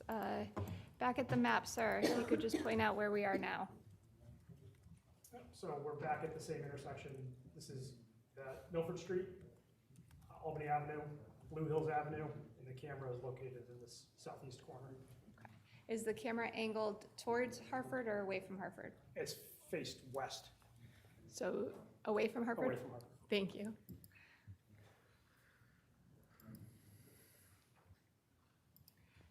I'm going to fast forward a little bit to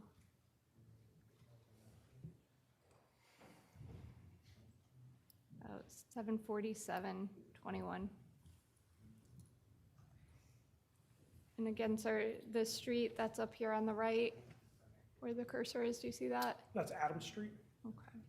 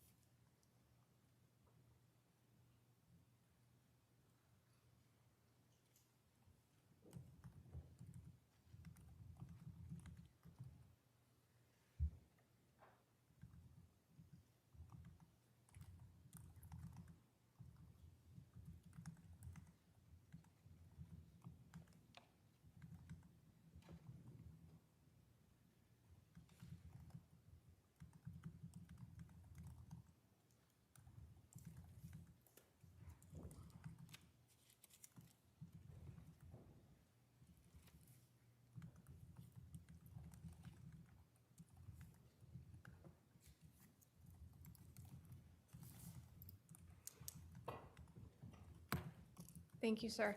If you can have a seat. Your Honor, the state's intention at this time is to ask about the witness and inquire about some further video that was obtained. I believe there's an objection to it at this time. Well, that's fairly general, so the court does not know what the video evidence is or what I the just- objection is. Can we have a sidebar, please?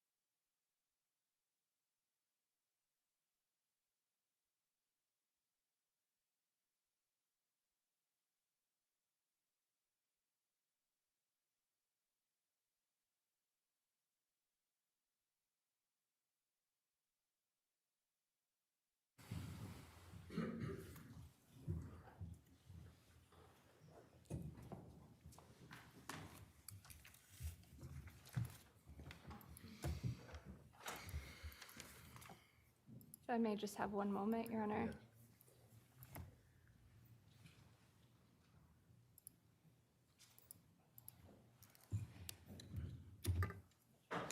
It's the state's intention now to play States 37 and inquire for the witness, Your Honor.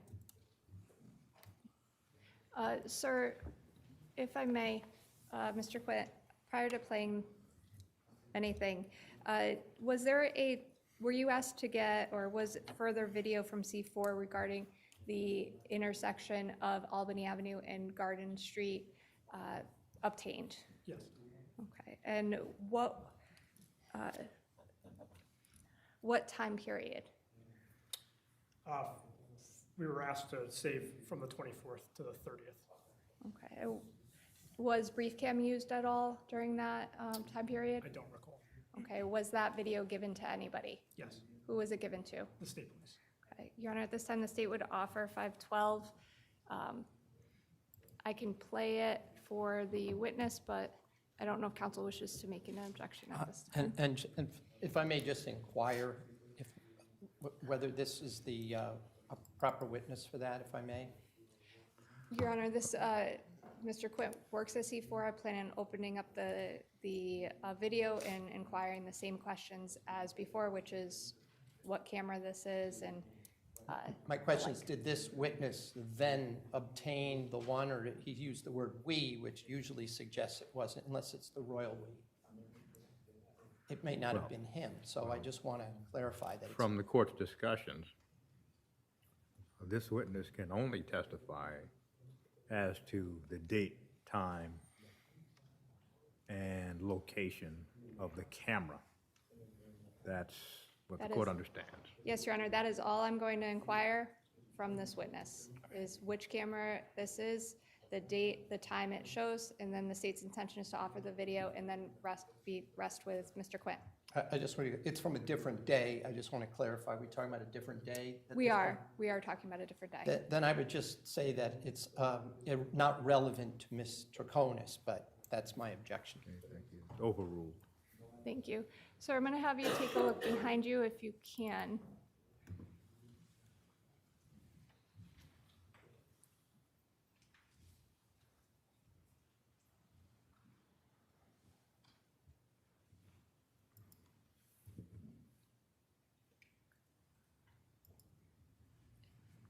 Now, sir, we only see three, I guess, pictures on the screen. What location are these camera angles, please? So the first one on the top left, that's Albany Garden, camera's face southeast. The second one on the top right is Albany Garden, and the camera's faced west. And then the last one is Albany Garden, and the camera's again faced east. And if you wouldn't mind, Albany and Garden West, what is the date and time of this video? It's May 26th, 2019, at 6:48 a.m. Thank you.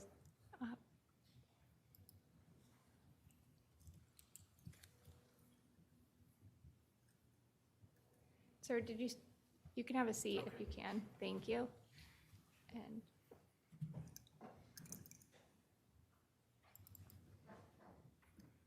this camera angle This is faced east. of that same intersection Yes, Albany and Garden. and the date and time. This is May 26th, 2019, at 6:49 a.m.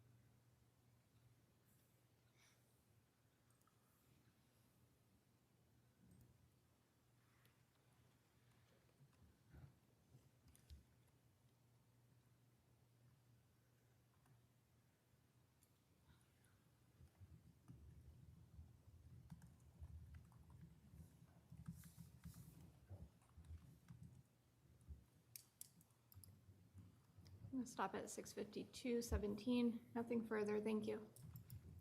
Thank you. Cross-examination, Attorney Schoenauer.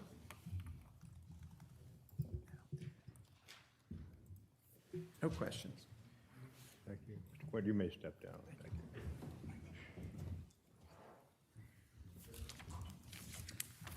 Your Honor, the state has Mr. Atmore, or I should say Trooper Atmore.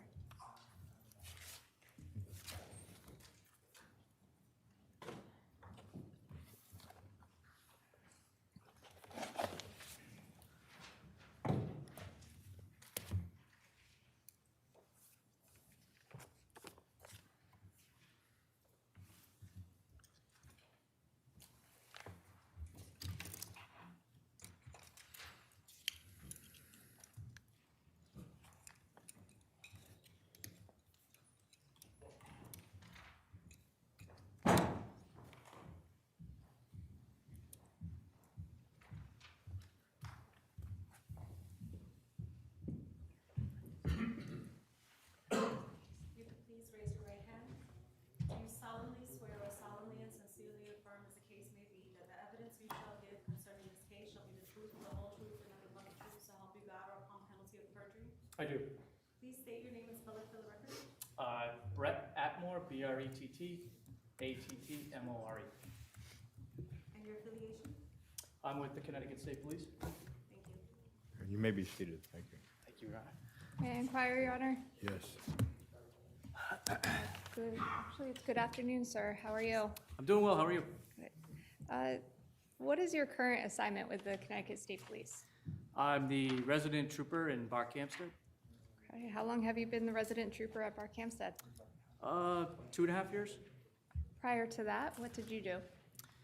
On and off, I've been a patrol trooper, and then I spent about 5 years in major crime. When you say major crime, was there a particular division or department you were assigned to? I was assigned out of the Troop H office, and prior to that, out of the Westbrook Troop F office. Troop H, does that cover? That's all of there's 13 different towns, highways, state buildings, prisons, In what areas? Hartford, greater Hartford area. So were you a part of the Central District Major Crimes? I was. Okay, for what years were you assigned to the Central District Major Crimes? 2016 to 2020. And with respect to, what types of investigations does Central District Major Crime investigate? Mostly larger scale crimes, felonies, robberies, homicides, that sort of, the more major crimes. And who was your sergeant in 2019? It would be Matt Gonzalez.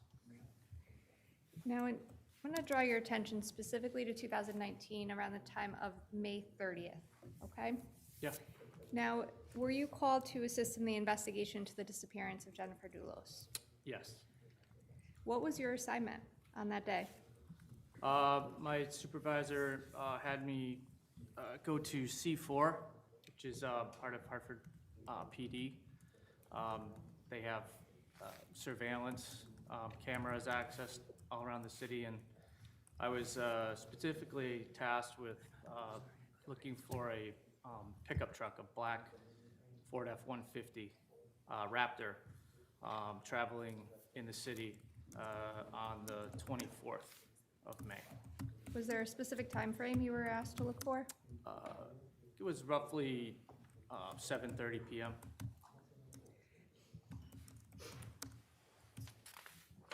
Now, did you go to C4? I did. What day did you go to C4? May 30th.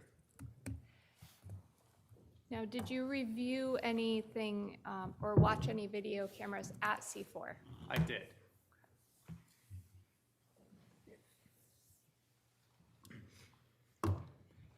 By the way, as part of Central District Major Crimes, did you work with C4 on multiple occasions? We did, yes. Okay, so you were aware of its capabilities? I was. So with respect to, I believe it states 36.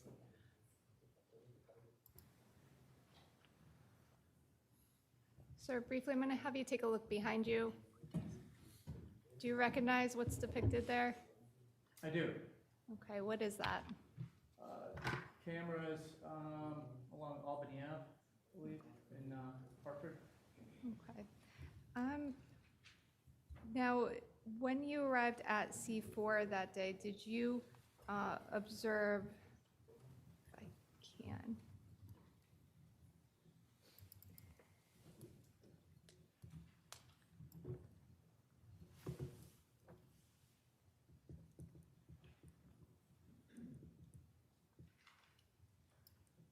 this video footage, 7:39:05. Yes. Where were you when you watched this? I was at C4 in Hartford. Did you have any other officers with you? No, other than maybe the random Hartford police officer in the building, no one from our agency. Now, after watching this video clip, did you take any action? I did. What did you do? I notified my supervisor, Matt Gonzalez, about what I'd seen, specifically the trash getting dropped off in multiple City of Hartford garbage cans, in order to get an evidence collection team to go and access those or seize the contents. When you notified your sergeant, well, when did you do that? Right after I saw it. Were you that- still physically at C4 I when was, you yeah. called him? Why did you do that right away? Just in the event that the trash got picked up, got meddled with, I don't know. I wanted to have someone out there as soon as possible. And what day was this? What was the date? The 30th The of 30th May. of May? Okay. Yeah. With respect to the screen behind you, sir, if you can draw your attention, if you could watch 7:39:26.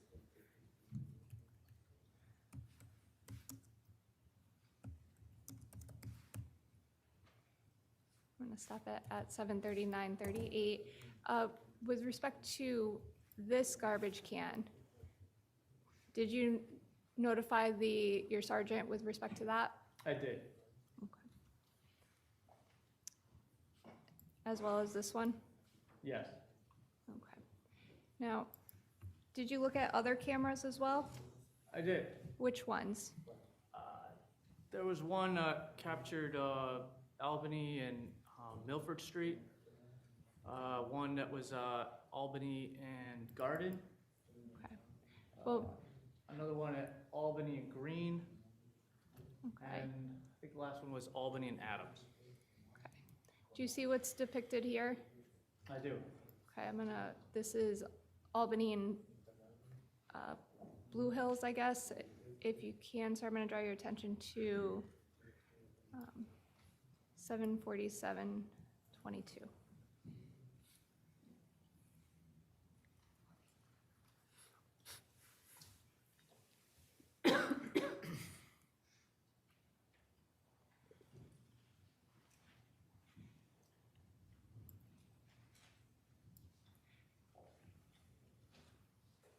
Now, sir, is this a video recording that you watched on May 30th, 2019? Yeah.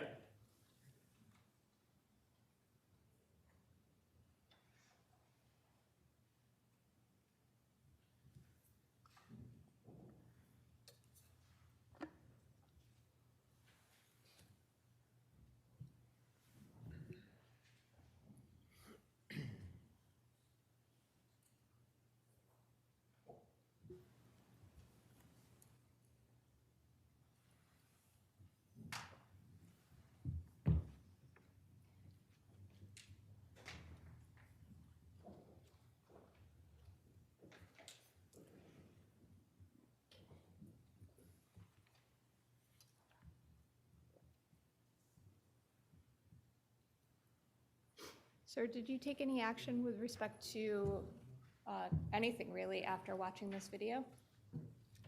Again, I notified my supervisor about the location of this particular instance. It looked like a sewer,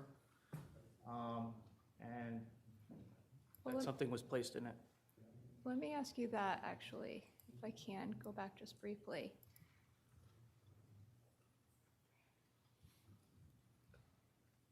Did you notify your supervisor with respect to the garbage can? Yes. Okay. And again, were you on still at C4 when you made that call? I was.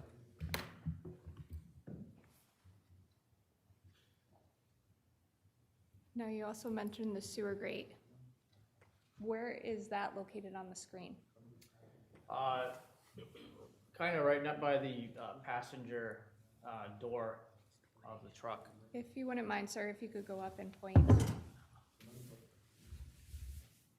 Right here. And for the record, you're pointing to the middle right side? Thank you, sir.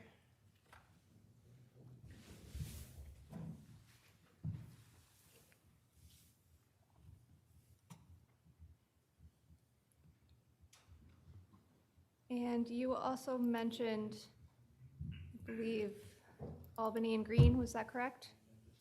Yes. If I may, I'm gonna go to Albany and Center camera.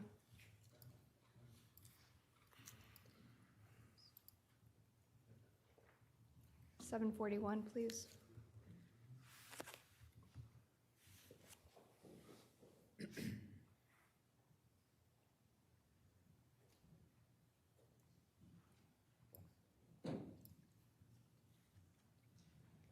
Did you observe this while you were on C4 property? I did. And did you inform anybody after what you saw on this? Yeah, again, I notified my supervisor.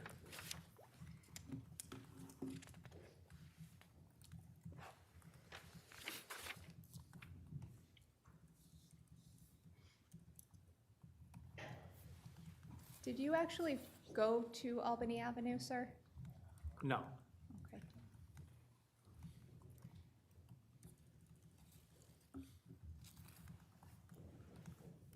Now, do you recall what time of day this was that you watched these videos? Believe it was around 3 p.m. And after watching these videos and informing your sergeant, did you review other video from C4? I did. And what video did you review?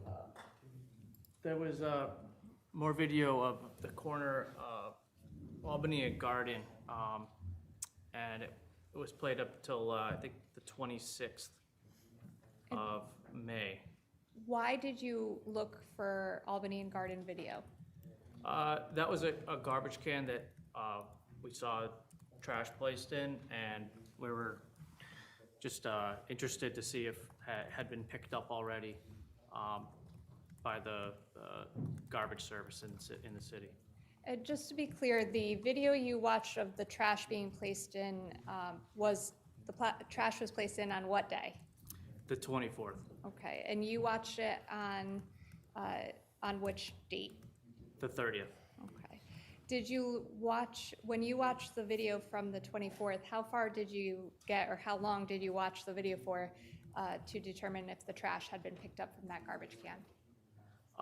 It was determined that particular garbage can was picked up on the 28th. Okay. How do you know that? We could see the garbage truck picking up the garbage can, so. So did you watch the video for that time? Yeah, yes. Okay, and do you know what time the trash can came and picked up that video? I'd have to reference my report for the exact time on the 28th. Do you have any idea, or would you refresh your recollection, take a look at your report? It would refresh my recollection Okay. if I could look at that.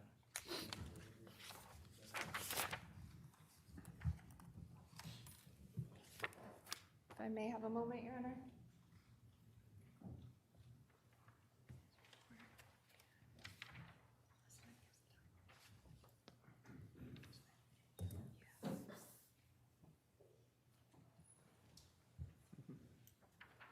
may just approach the clerk. Yes.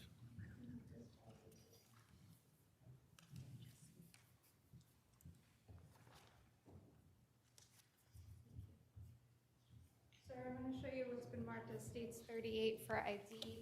I'm going to draw your attention to the second page, last paragraph. Please don't read it out loud. Take a minute and take a look at that, please.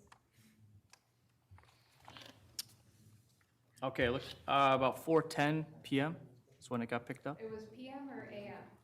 It does, or does it not say? It doesn't say. So do it. So it does say hours, so maybe 4:10 AM. Okay. Okay, if I can have that back. Are you sure for 10 AM? or- Yeah, yeah. Could I have that marked for ID, please? It is. Oh, thank you. And what's the number? It is 38.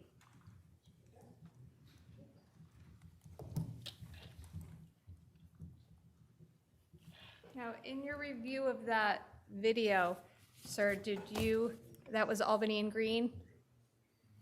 Or, I'm sorry, Albany and Garden? Albany and Garden. Yes. Did you watch it to see, or were you aware of any video of anybody else rifling through that garbage can? Your Honor, I'm going to object to asking this witness to characterize what was being seen in the videos. The jury saw it, they can speak for themselves. Well, the question is, did you observe anyone else rifling through the trash? I apologize, Your Honor, I will rephrase. Sir, did you see anybody else go through that garbage can? Yes. Okay, at what time, or when, I should say? It was on the 26th of May, sometime around 6 AM. If I could reference my report, I could give you a more accurate time.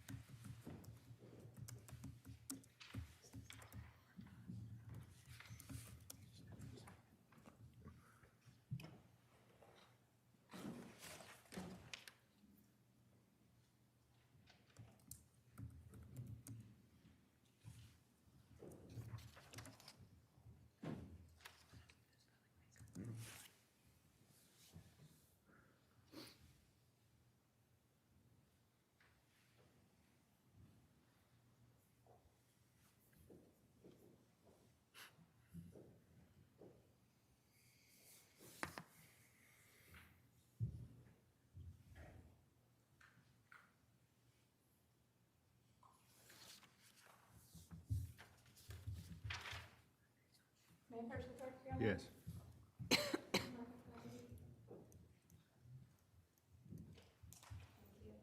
Sir, please 939 for ID. Again, please, I'll draw your attention to page 2. You can, don't read it out loud, just take a look and see if that refreshes your recollection as to the time.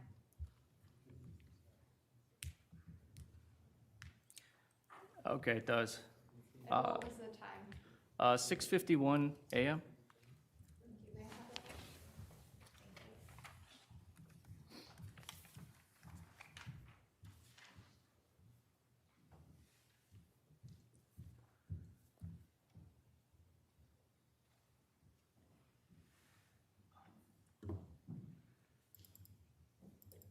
I'm going to draw your attention to states 37.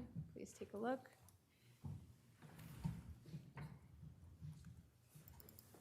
And, play, please, Albany and Garden.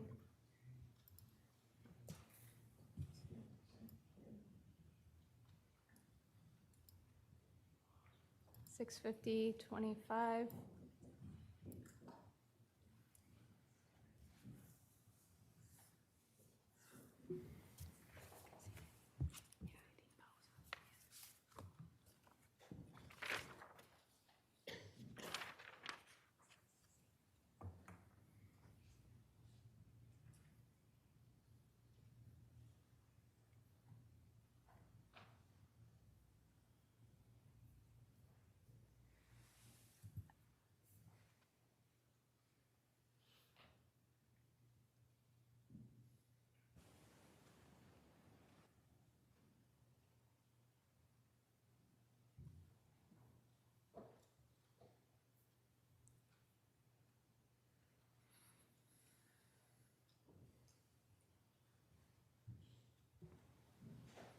Sir, just without asking you anything, without saying anything anybody said or anything like that, just yes or no, sir, were you able to find the identity of who that person was? We were. Okay. That's all I have at this time. Thank you. I just would like to just look at the reports for a minute. Do you have one there in front of you? or not? No, I don't.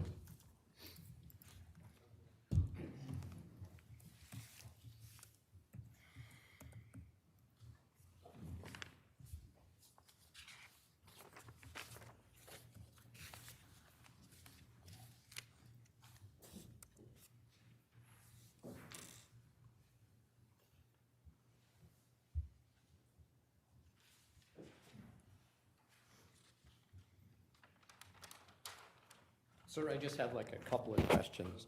So you had the snippets from these C4 video downloaded onto some kind of drive for you, correct? Correct. Was that on a flash drive, a DVD? What was it given to you on? I believe it was a flash drive. Did you pick what you wanted to have downloaded? They had already assembled a footage of this vehicle's travels on Albany Ave. That's what I took. Oh, so they didn't make you sit there and watch like 24 or 48 hours of video yourself? Well, no, we were watching the truck, yeah. And then, when you say they, who is they was watching? Oh, the analysts at C4 that were assisting. Right, so we didn't look to see if anyone else came by or anyone else went through or dropped anything off besides that, correct? Correct. And I just want to be clear about the garbage truck you mentioned. You saw in one of the videos a garbage truck pick up trash along Albany Avenue and that, at least some of those receptacles, right? One of them, yeah. And that was on May, you said 28th? Correct. According to the time, right? According to the time. Did you actually download that video as well? Yes.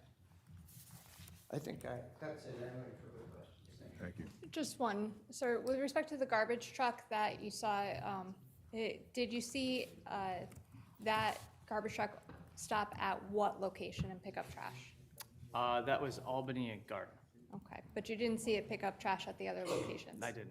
Thank you. Did you watch the multiple days from the 24th to 28th to see if any others got picked up? No. Thank you. Nothing further. Mr. Admore, you may step down. Thank you, Your Honor.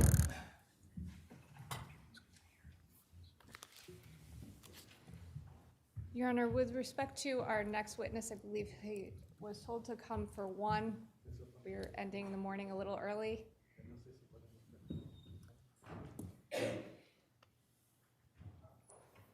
So you expect him for 2 o'clock? Yes, sir. Thank you. Well, ladies and gentlemen, if you are disappointed in that, we're sorry.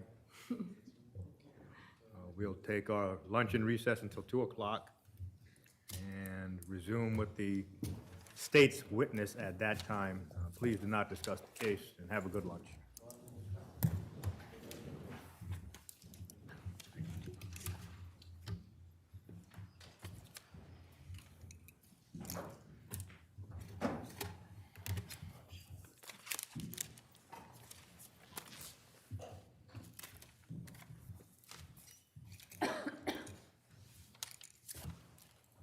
All rise. This honorable Superior Court now stands in recess until 2. Please exit the courtroom.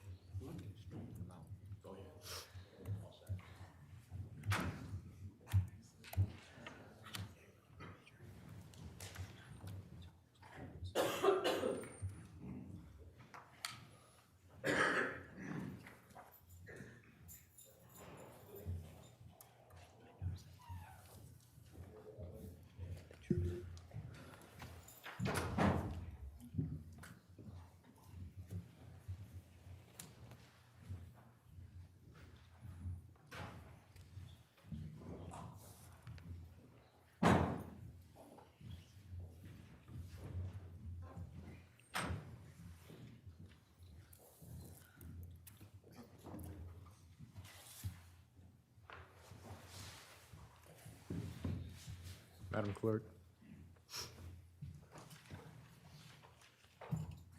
Madam Clerk, there's a witness. Please raise your right hand. Do you solemnly swear or solemnly and sincerely affirm, as the case may be, that the evidence you shall give concerning this case shall be the truth, the whole truth, and nothing but the truth, so help you God, or upon penalty of perjury? I do. Please state your name and spell it for the record. Michael Buten Jr., last name B-E-A-U-T-O-N. And your affiliation? I'm a sergeant with the Connecticut State Police. Sergeant Buten, you may be seated. Thank you, Your Honor. Sergeant Newton, good afternoon. Good afternoon, sir. Sergeant, how long have you been employed with the state police? Approximately 16 years. What were some of your initial assignments with the state police? I started my career with the state police in November of 2007. I attended the training academy for approximately 7 months. We were trained in criminal investigation, accident investigation, firearms, emergency vehicle operations, etc. And tested on those subjects. Graduated in May of 2008. I was assigned to Troop G in Bridgeport as a patrol trooper, where I spent about 10 years as a trooper there. I had some ancillary duties during my time there. I was a patrol canine handler who was cross-trained in narcotics detection. Was also a member of the State Police Tactical Unit. Was a tactical operator and assistant team leader on the West TAC team. 2018 is when I was transferred to Western District Major Crime as a detective, where I was stationed at the Troop G office in Bridgeport. Prior to becoming a state police officer, did you serve in a branch of the United States military? I did. Which branch, sir? I was in the United States Marine Corps. And did you serve in any wars? I did. Which war? Spent a little bit of time in Afghanistan, and I was deployed with the infantry in a combat tour to Fallujah, Iraq. What years were you with the United States Marines? 2001 to 2006. Directing your attention now to May of 2019, what unit of the state police were you assigned to? In May of 2019, I was a detective assigned to the Western District Major Crime Squad. Have you since ascended to becoming a sergeant? Yes, I have. What year did that take place? I was promoted to sergeant April of 2022. Are you still with the Western District Major Crime? No, I'm not. Where are you currently assigned? Presently assigned as a detective sergeant with Central District Major Crime Squad. I supervise the Troop H CI office in Hartford. And just for the jury's benefit, when you say CI office, what does CI stand for? Criminal investigation. I want to direct your attention now to May 28, 2019, a Tuesday. Did you become involved in the Jennifer Dulos investigation? Yes, I did. How did you learn about this case? From a phone call from my supervisor. Where did you report on May 28, 2019? That morning, I reported to the New Canaan Police Department. Why did you report to the New Canaan Police Department? So we were assisting the New Canaan Police with a missing persons investigation.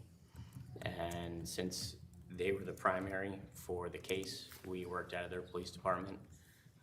The crime scene was in New Canaan. The person who was missing resided in New Canaan. So the command staff at the time felt that that was the best place to work from. So that's why we were there.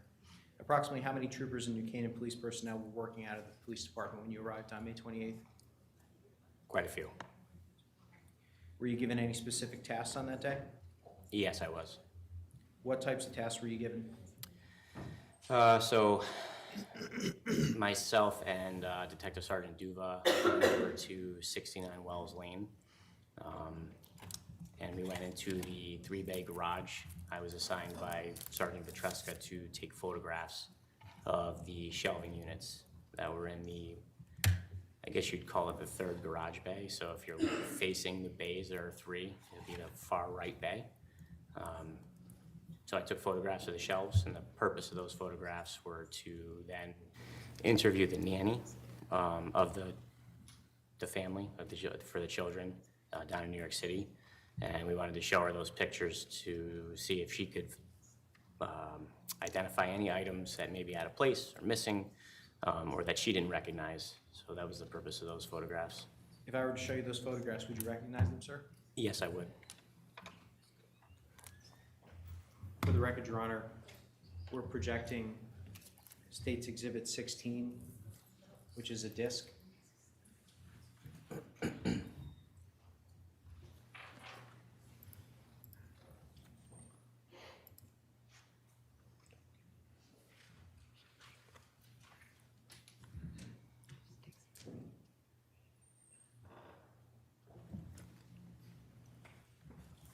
Apologize, Your Honor, we're just waiting for the disc to load.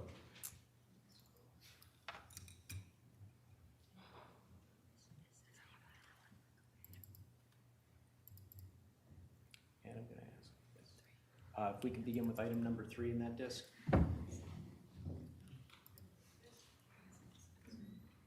Sergeant Butin, do you recognize this photograph? Yes, I do.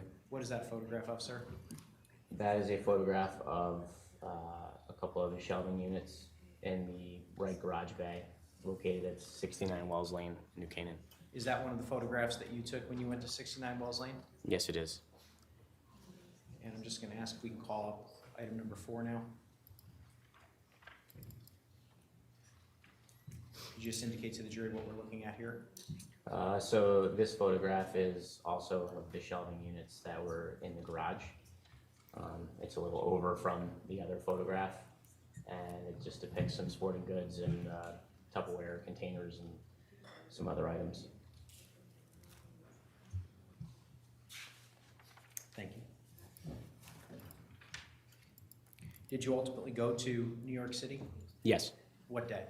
the same day. Who, if anyone, went to New York City with you? Detective Ryan Frechette. What borough of New York City did you go to?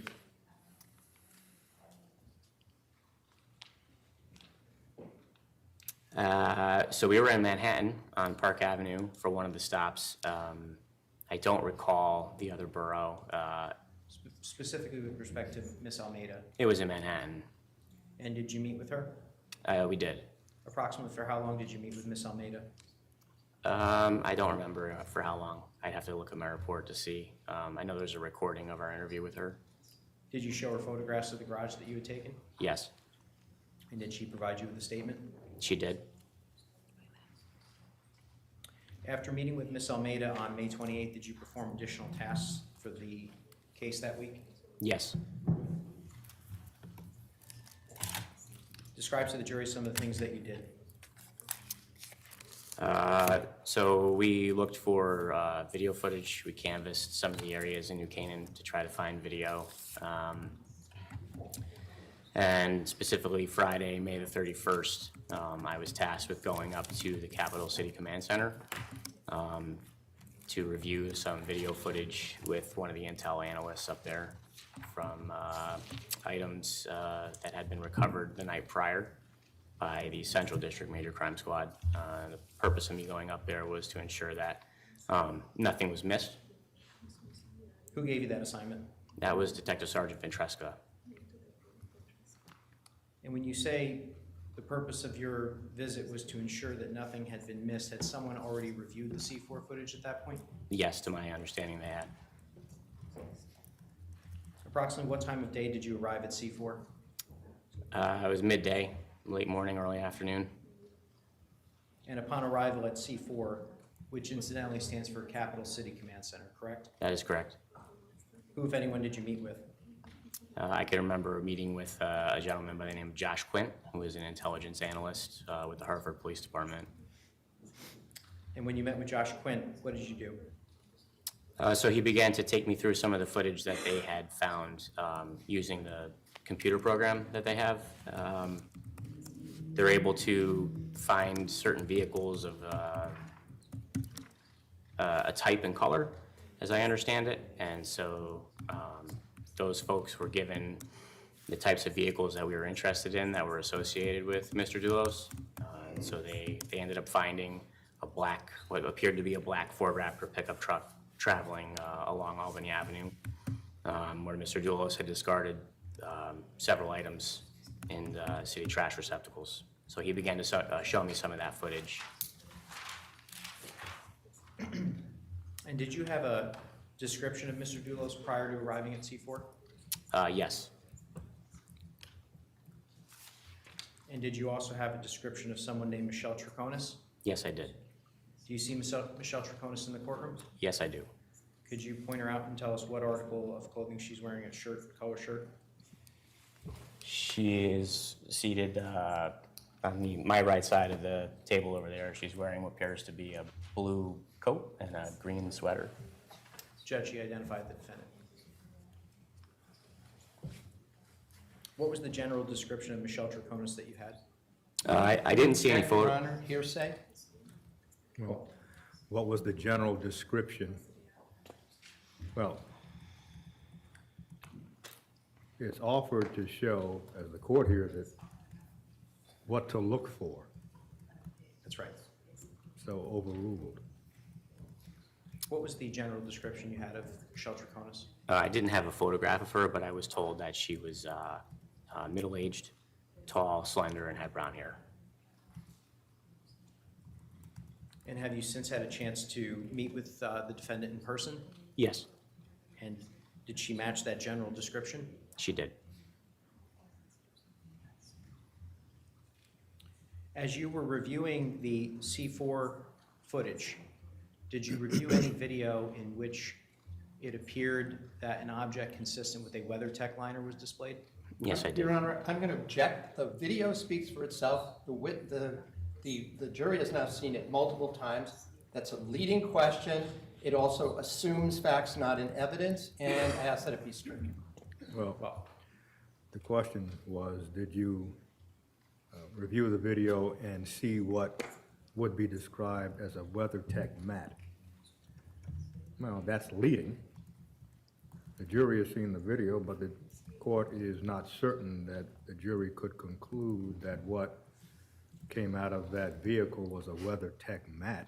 So as far as a leading question is concerned, the court will sustain the objection.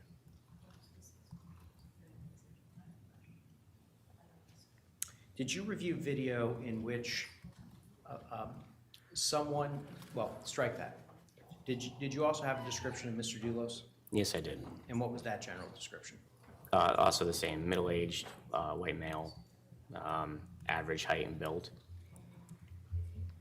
And did you review video in which Mr. Dulos had objects in his hands? Your Honor, I'm going to object. Nobody's identified the video individual at this point, so it's not only leading, but it's assuming facts not in evidence. I'll rephrase. Did you review video in which someone who matched the general description of Mr. Dulos that you had been provided had objects in his hands? Yes, I did. All right. And can you describe for the jury, in general terms, what type of objects you viewed in this individual's hands? Again, Your Honor, the jury has seen the video. It's not proper for this witness to editorialize about what's in the video. He can certainly testify to what he did, but to let him describe it is, I suggest, some of the jury on their own can figure that out. Well, the court disagrees that the jury on its own can figure that out. It is not clear that the jury could figure out that what was held was a WeatherTech mat.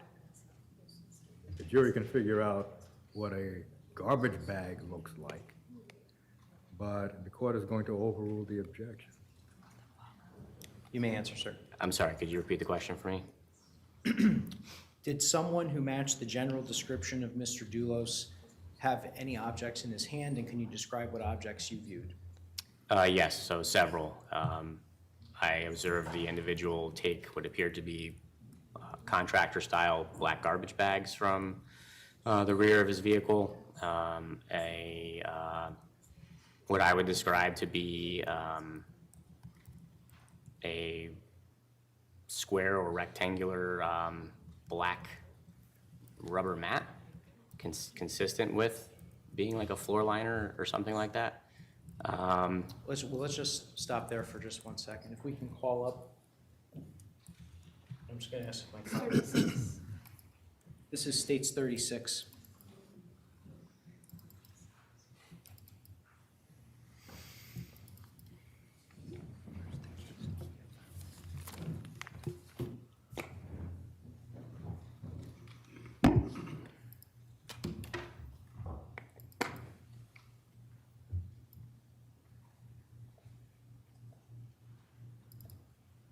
just going to ask that we pause it right there for just one moment.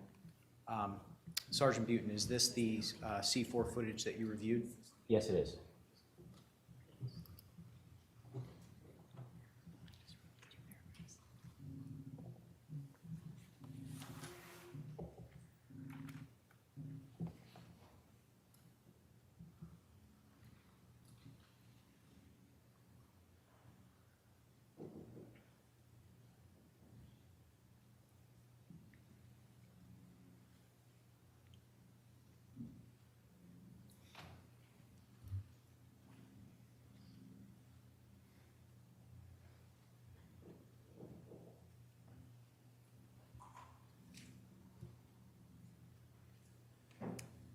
We can just pause it for 1 second. We're just going to pause that for 1 second. Is this the male that you were referencing earlier that matched the general description of Mr. Dulos? Yes, it is. All right, we can-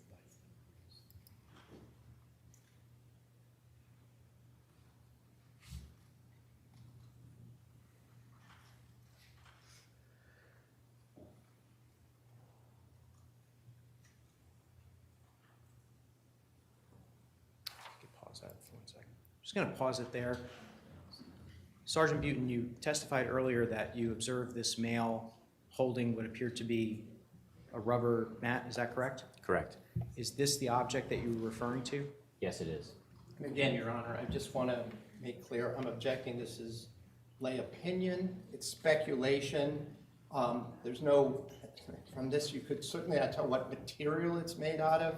It's irrelevant. And I also just would throw in that it's a characterization of a video. This is not firsthand. So, and finally, this is, I would say, a violation of the Code of Evidence 4-3. Well, the court, based on the video and the objection, would pose a question. Sergeant Butin, did you find out later that that was a square or rectangular rubber mat? Or did you determine that just from this video that that was a square rectangular rubber mat? So it appears to me, just based on the video, Your Honor, but I also had knowledge of the fact that there was one missing. Well, again, it's now. Well, the answer is, it appears that way, but I took other things into consideration. That's the answer, which suggests to this court that the video alone does not suggest that this is a black square rubber mat. The video alone, according to this witness, he did not conclude on the video alone that that was a WeatherTech mat. So you may proceed. Yeah, and just to be clear, you're not 100% sure what that is, correct? Absolutely not. You're testifying it's consistent with what Again, appears to be. Well, Can I that's a finish my question? mischaracterization. It appeared to him to be a black rectangular mat.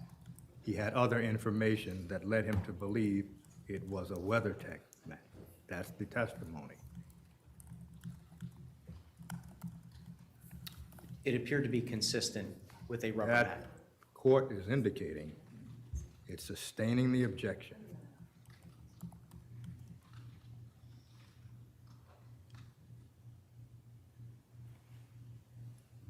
You can finish playing it.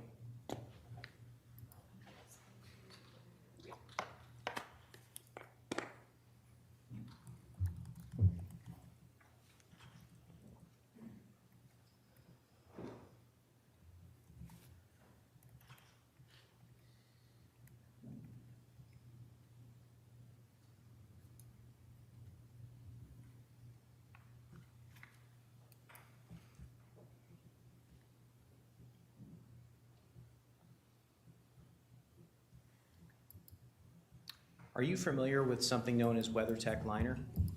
Yes, I am. What is WeatherTech liner? They're laser cut floor liners. I actually own a pair myself. The company is here in the United States, and they basically make custom floor liners for a multitude of different vehicles, makes, models, and years and whatnot. They make front and rear floor liners, utility area liners, seat covers, et cetera. The commercials are all over TV. And what material are WeatherTech liners made out of? Black rubber material, or a hardened plastic, I guess would probably be a better description. But the mats in the back are more rubber. I think the floor liners where your feet go are harder, but the ones for the back are a little more flexible, I guess, is how I describe them. And when you say in the back, what area of the vehicle are you referring to? The Your cargo Honor, area? I'm going to object. Foundation, the fact that he might own an SUV or might know something about it, it's irrelevant, and he's not an expert in this area. He doesn't work for the WeatherTech or any other company that installs mats. So therefore, I would argue that this is not appropriate question. Well, the question has to do with what does WeatherTech manufacture? That's how the court understands the question. And if he's familiar with, if this witness is familiar with what WeatherTech manufactures, the court will allow the testimony. So, overruled. When you mention the back, what area of the vehicle are you referring to? The cargo area, the utility area, the back of an SUV behind the seats.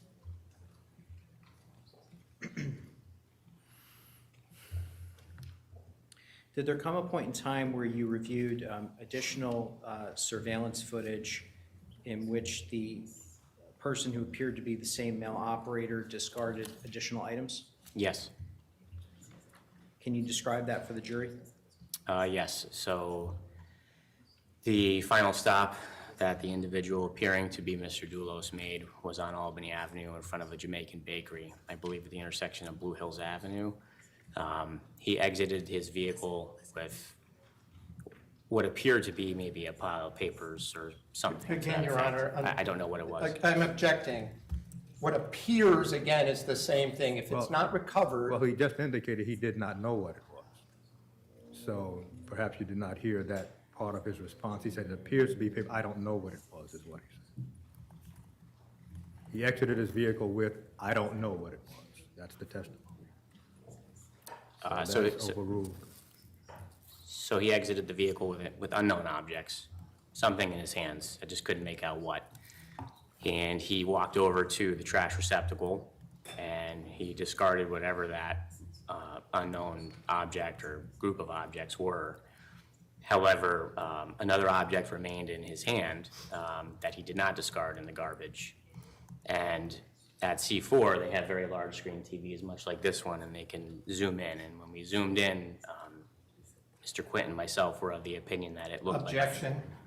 Well, sustained. When you zoomed in, were you able to see the colors of the object discarded in the sewer more clearly? Yes. Can you describe to the jury what color the object was? So the object overall looked white, and we saw like orange and blue on the object.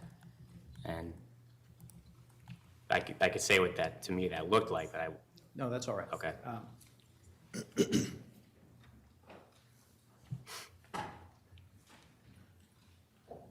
Now, actually, if we could play that portion of the video.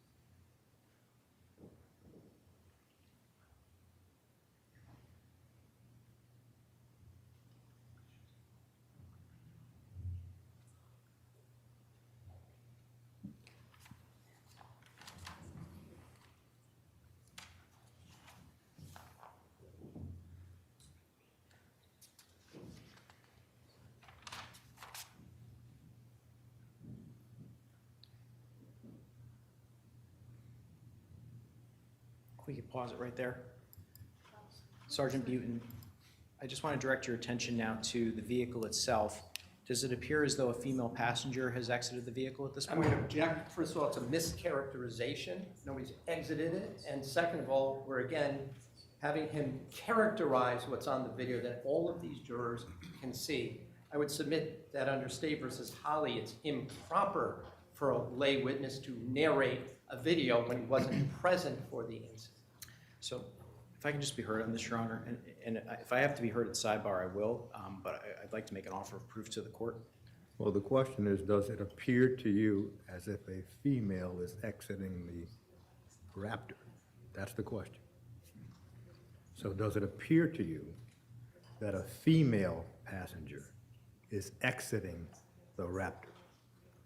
Well, the question itself, you can be heard, counsel, the question itself is an interpretive narrative. What the court and the jury is able to see is a door open, someone leaning out of that door. The issue of whether it's a female and whether she's exiting in the common sense of exiting as in getting out of the vehicle, according to this video, would be a mischaracterization. I'll rephrase, Judge. So Can you just, sustained. at this point, the video is paused. Can you, directing your attention now to the individual just above the male operator, can you describe that individual for the jury? Again, Your Honor, I think the image speaks for itself. And this witness is not in any better position than the jurors to see what's in the video. Well, In fact, may I be you heard can at sidebar? sharpen the question, counsel. Can you describe the individual? What is seen here, you cannot tell height or weight. So what can be described from what is on the video is fairly limited. If that's the video from which you are asking the question. It is, Your Honor. I'm just simply asking him to describe what he's observing on the video. Well, what the court is going to do is listen to the description and entertain any objections after that. Could you describe the individual above the male operator? Yes. So it appears to be a white female.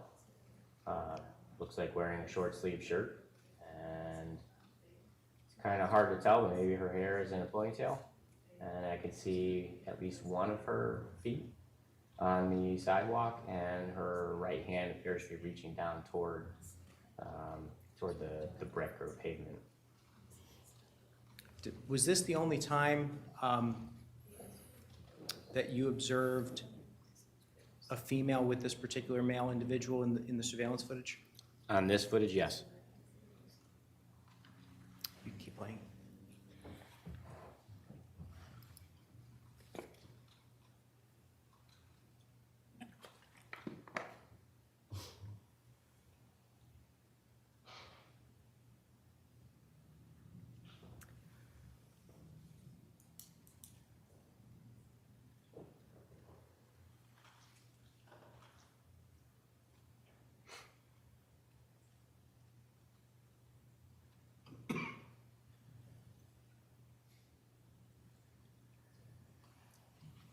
Sergeant Butin, where on Albany Avenue is this particular trash receptacle and store located?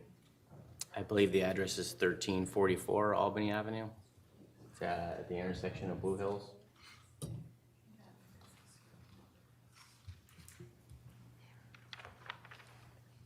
Based on what you saw on this video, can you describe for the jury what actions you took?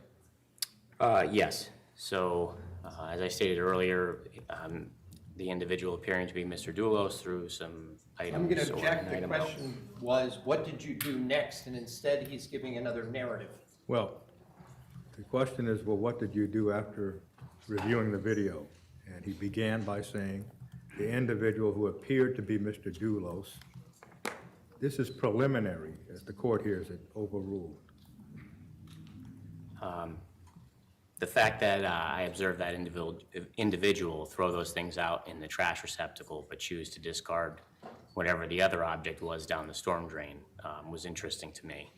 And I wanted to try to recover whatever that was. And so I inquired with the C4 folks about who maintained the storm drain and who we would use to assist us in recovering that item. And the answer I was given was MDC.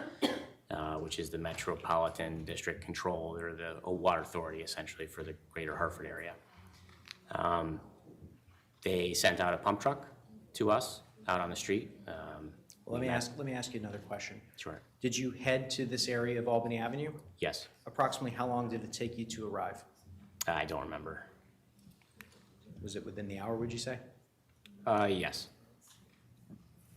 And who, if anyone, from the state police met you at this location? Detective Fitzsimons, Detective Zella, who was on the dive team, Trooper Sanders, Trooper Chapman, also divers. I had divers come just because I didn't know what we were going to encounter, if we were going to need them to go down there, or if the pump truck was going to be able to facilitate removing the item. A lot of unknowns, so I was just trying to think outside the box and bring whatever resources I knew we had available to the area.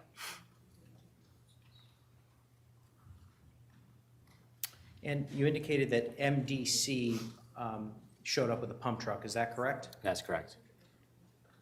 And once MDC arrived with the pump truck, what happened next? Detective Zella and myself basically told them to empty out the truck. They had relayed to us that they were pumping out other drains that day, and we wanted to ensure that the tank itself was empty, so that if whatever was down there maybe was sucked up the hose, we'd be able to empty out the back and definitively say that whatever was in the tank came from that particular storm drain. Did the MDC truck leave at that point? Yes, Did it eventually return? it did. Approximately how long did it take to return? Maybe a half an hour or so. And during this half hour, did you remain at that location with your fellow state police officers? I left quickly to meet up with the search and rescue canines. I gave them a map so they could begin to search the area of Albany and Milford. The footage depicted that black Raptor turning onto Milford Street and disappearing for some time before it came back out into the view on Albany Ave. So I got the search and rescue canines into that area so that they could begin to search that area. And after I met with them, I came back to the area of the storm drain. And were you present when the MDC truck arrived? Yes.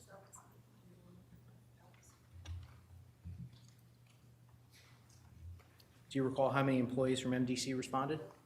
2, I believe. When they arrived, what steps did they take in your presence? They had showed us the back. They opened it up, showed us it was empty, closed it. They removed the grate from the storm drain. They had like a big hook that they put down there and pulled it out. They lowered a hose down into the storm drain where all the water was, and they turned on their truck and started to suck out water.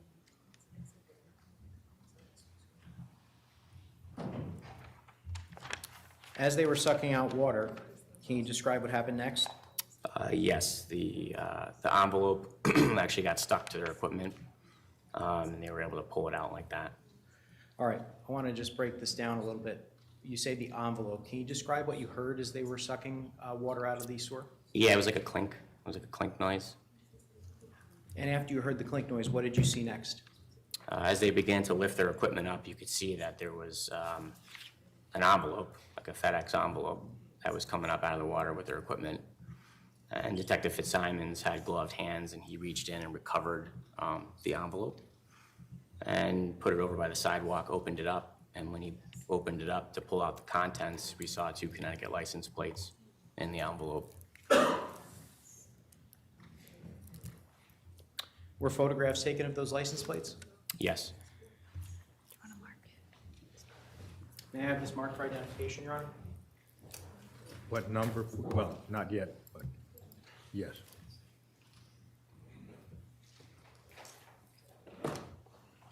This is 40 for for identification. I did provide Attorney Schoenhorn with a copy. I don't know if there's any objection. No objection. Thank you. Move it in as a full exhibit. 40 admitted as a full exhibit.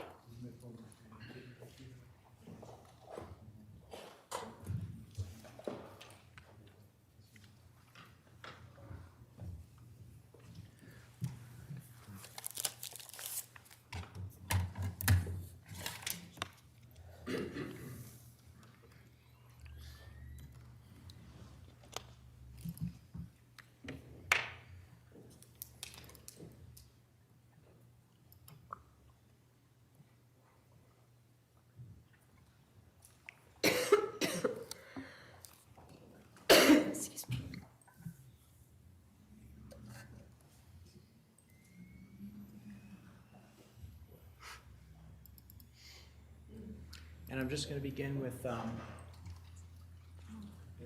displaying a photograph labeled 683_0001.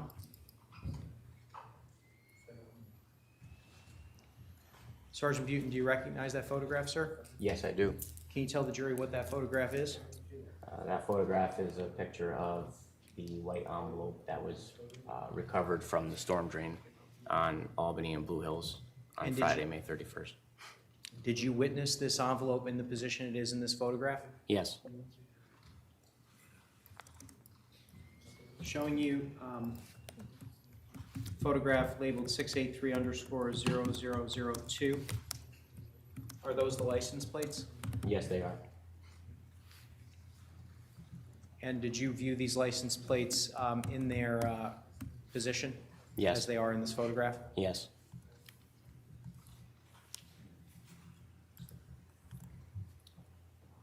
And this is photograph 03 in that file. These are the same license plates, is that correct? Yes, sir. And photograph number 4. Same license plates, correct? Yes. Thank you.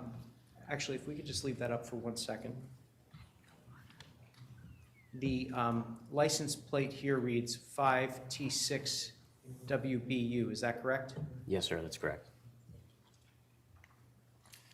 While you were present, were any efforts made by state police personnel to run these license plates?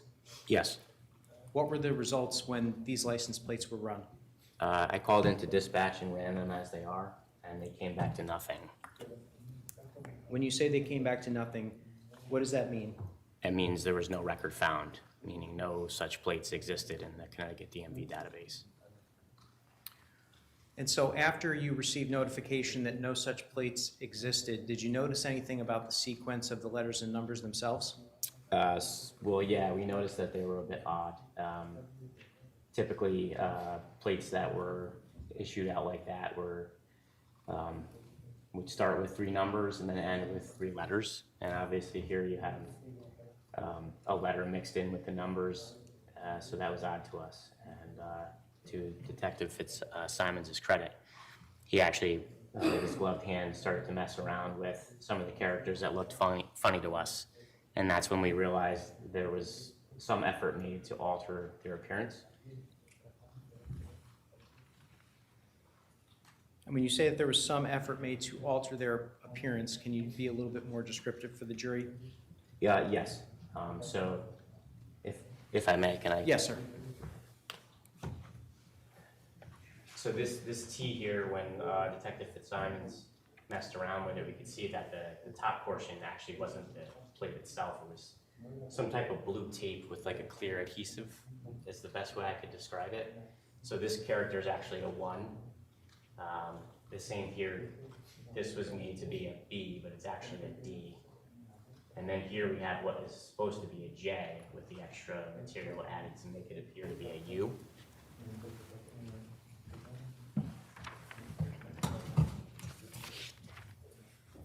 So were you able to discern what the actual plate numbers and letters were? Yes. And was a subsequent search done for those particular plates? Yes, it was. Who did that? I did. And what were the results, sir?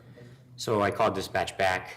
and ran the plates the correct way. And they came back canceled on a 2007 Chevy Suburban that was registered to Mr. Dulos.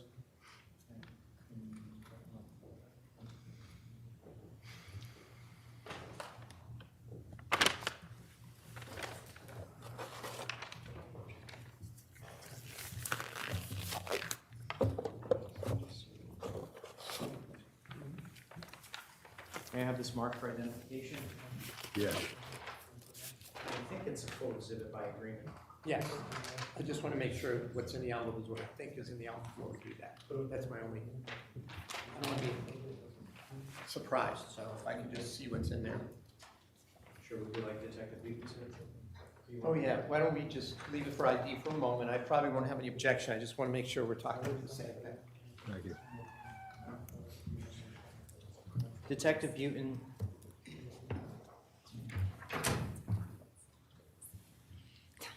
Better pair.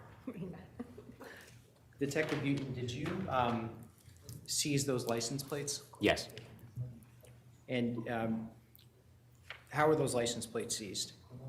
I put them into a bag and secured them in the trunk of my cruiser. And if I were to show you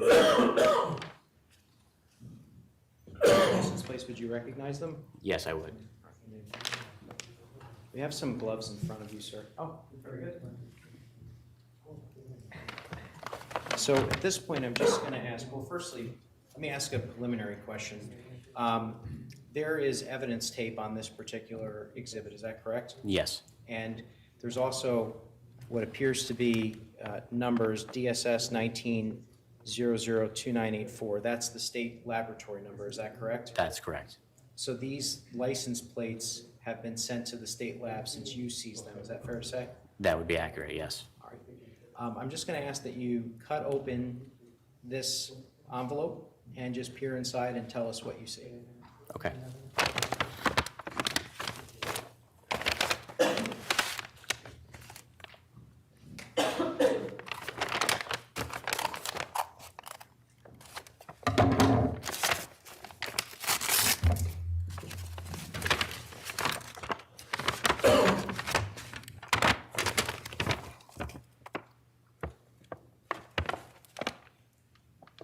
The two Connecticut license plates that Is there anything else in the bag, sir? have to open it up a little more to see, sorry.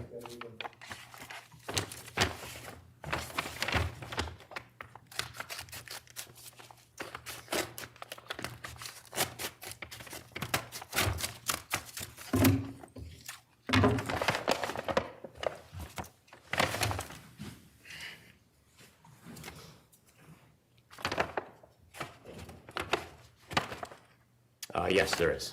What else is in the bag? It's a white FedEx envelope that the plates were in. Are these the objects that you seized on May 31st, 2019? Yes, they are. Judge, I move it in. I need to see what else is in the bag. I just don't want to put any extra gloves around. There are.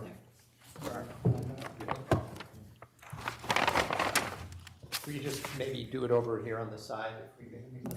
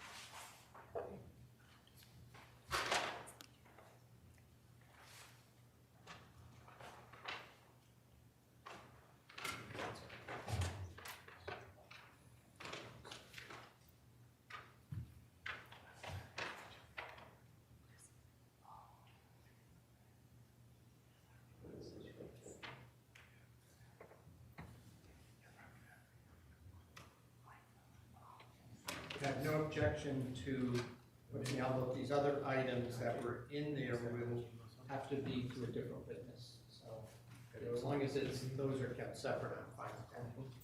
And that, is that states 40? This is states 40, Judge, and just for the record, there are several smaller envelopes which we're going to tie up through another witness. Attorney Schoenhorn is asking that we do so. I have no objection to that. However, I do want to keep everything together at this point. So if these can be labeled perhaps, 40A through, 41A for identification purposes only, and if we can just keep everything together for the time being. So states 40 will be admitted as a full exhibit. 41, Judge. 41 will be admitted as a full exhibit.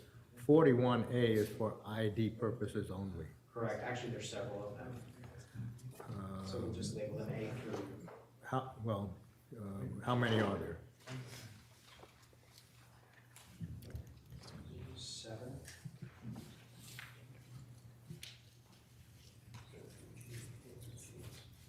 A through G.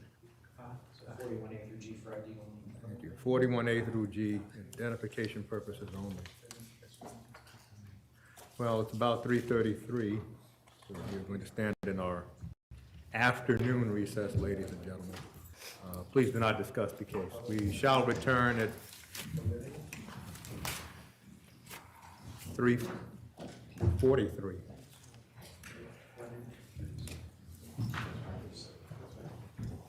I'm sorry, 3:48. 3:48.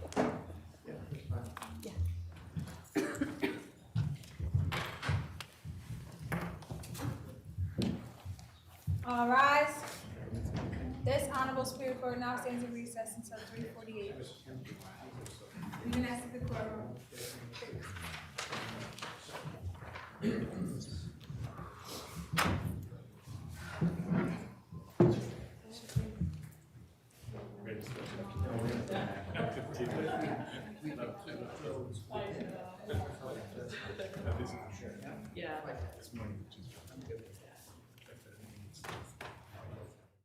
This honorable Superior Court now is in session. Down with Judge Randolph. Good afternoon, Your Honor. Good afternoon. Please be seated. Thank you. Right, they're coming in.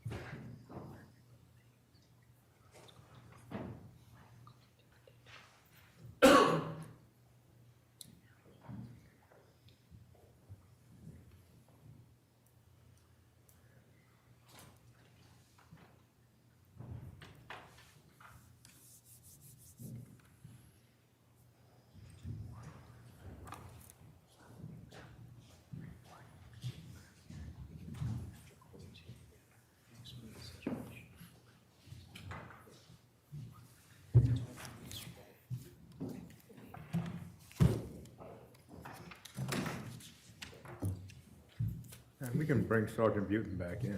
Yes, sir.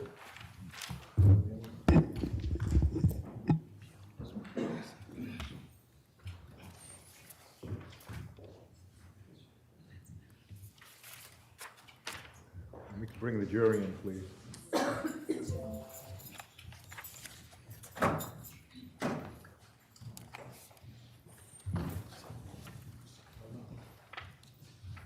The box.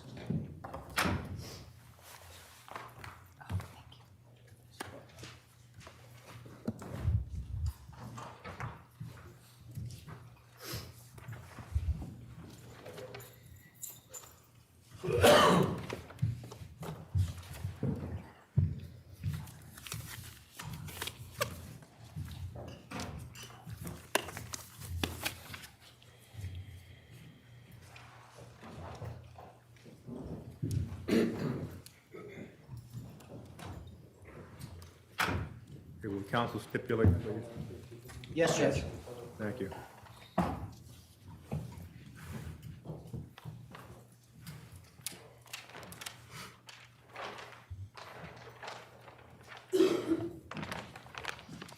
handing you what's been entered into evidence. States Exhibit 41. I'm just going to ask that you take out the license plates and the FedEx envelope only. Okay.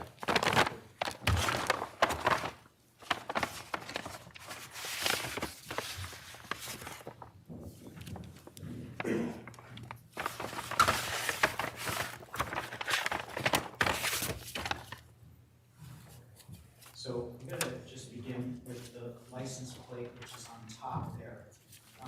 The license plate itself, first of all, can you display it for the jury? Now, the license plate that we're seeing, which has been introduced into evidence as State's Exhibit 41, has the adhesive that you saw on May 31st been removed? Yes, it has.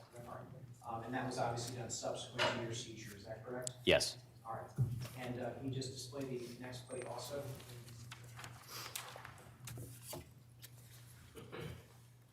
And similar situation, the adhesive that you had discussed earlier has been removed, is that correct? Yes. And I'm just going to ask if you could just fan out the FedEx envelope for the jury as well.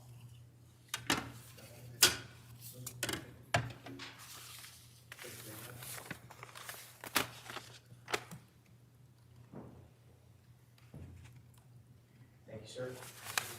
And you just please go back and the envelope stays exhibit 41.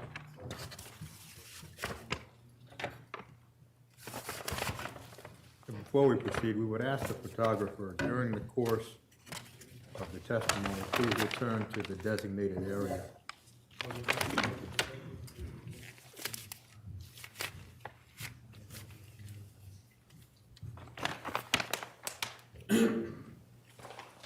Returning States 41 to the clerk.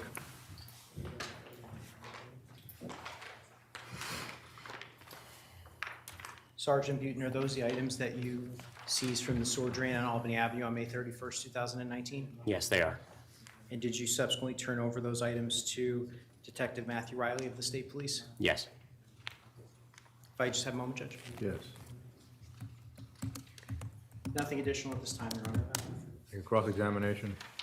Thank you.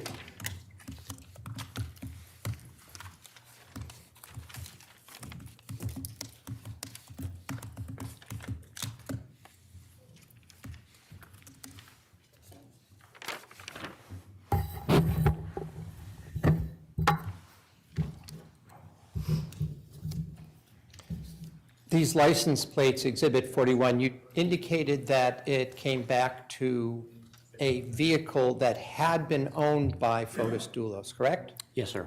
And as I understand it, that was a 2007 Chevy Suburban, is that correct? That is correct. That Chevy Suburban and these license plates, let me withdraw that and ask it a different way. The license plates had been canceled for many years, correct?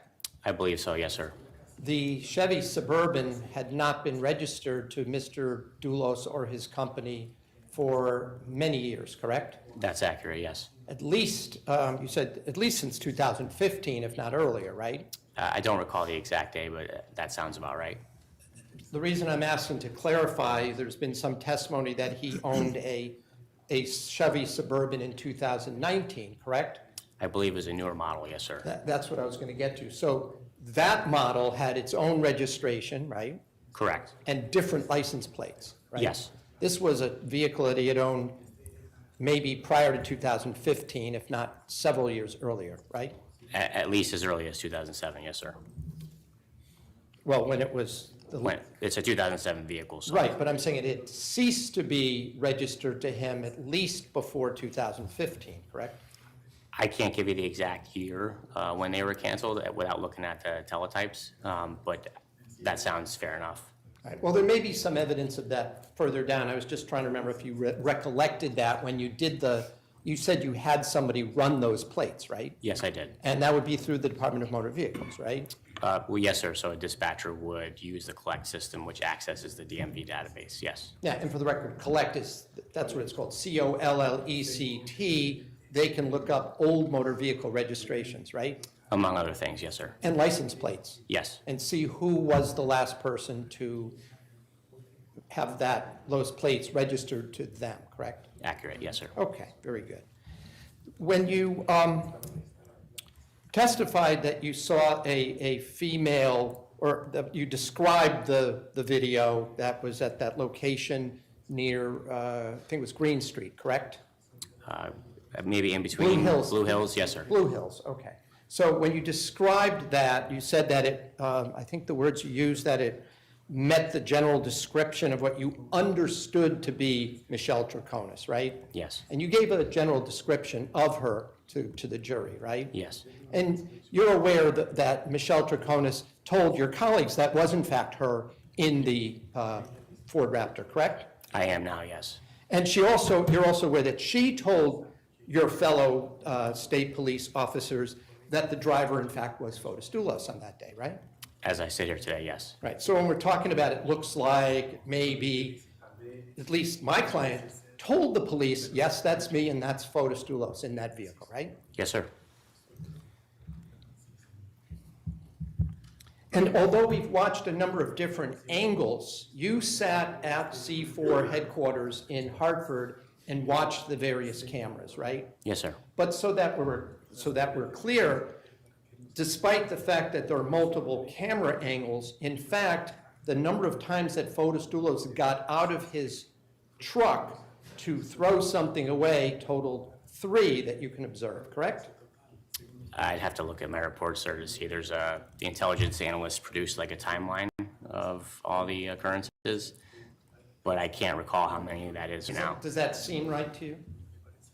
I don't want to commit to a number without looking at the report. I'm not really sure how many exactly. But even if we're looking at 6, 7, or 8 different angles, there aren't 7 or 8 different stops that we're looking at. In other words, each of those cameras isn't a different stop, is it? Each of the angles that view. Each of the cameras that we've watched is not a different stop with something being thrown away. You understand the question? I'm not sure I understand what you're getting at, sorry. I'll ask it a different way. The number of times that Mr. Dulos got out and threw something away from his truck is not equal to the number of cameras that we have here in this courtroom observed. Is that a fair statement? That would be accurate, yes. Okay. In other words, we've seen more cameras than actual throwaway stops, right? Well, we've seen only a few here today. I don't know what else you've seen prior to me coming on the stand, but Well, I'm it's saying what you- we've seen under my testimony, Okay, yes. fair enough.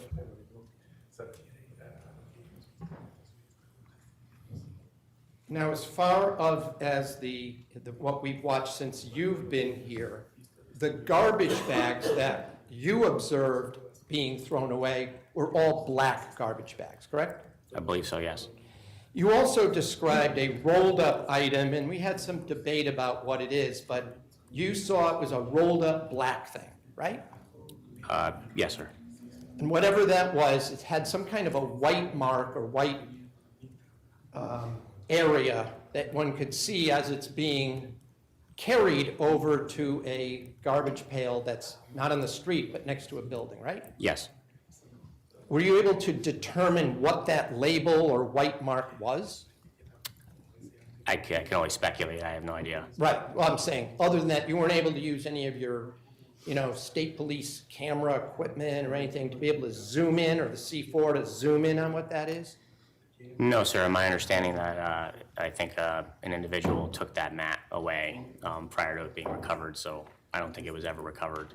Okay, well, let's back up. I'm talking about from the cameras at the time it's being carried over to the side of a building by Mr. Dulos. Were you able to zoom in or use anything to figure out what that mark, that white spot was? No, sir. Now, it said something that I wanted to follow up on it. I'm curious about that. You said that someone took it away. Is that right? That's my understanding, yes. Did you see in any of the C4 cameras that you were watching anyone pick up that item and cart it away? No, sir. That was information that was relayed to me by other individuals. Well, I'm asking about you. Me personally, no. I didn't see that. And through all the time you spent, how many hours did you spend at the Capitol Command Center there looking at? I don't remember specifically. It wasn't terribly long. They had reviewed the footage in detail, and what they went over with me were the stops that he made. And we kind of honed in on the last one because we knew the storm drain had not been checked. And so that was kind of my focus, if you will, was that particular stop. Okay, fair enough.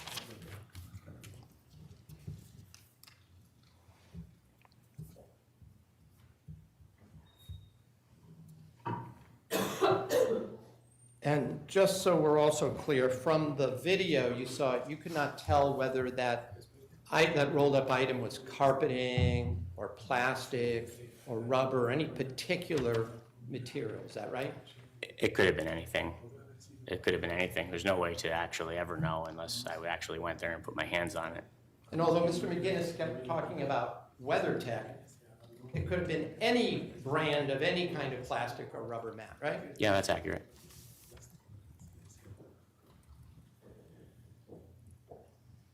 Did anyone ever recover that mat? Not to my knowledge, no.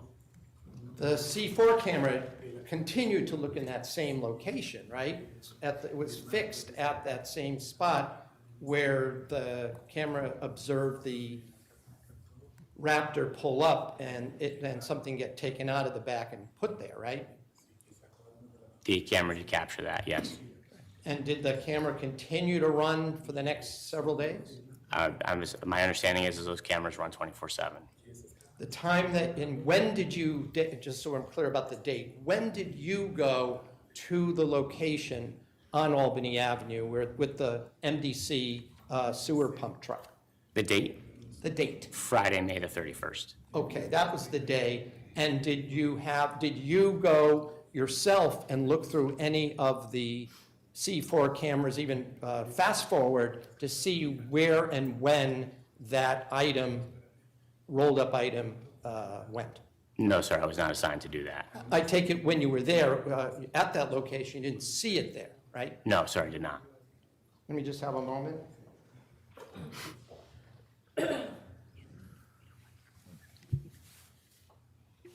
I have no further questions.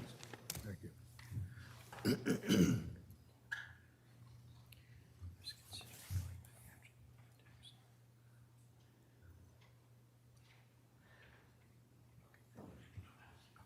Nothing further, Judge. Thank you, Sergeant Butin. You may step down. Thank you, Your Honor. And Judge, we will be recalling the sergeant later in the trial.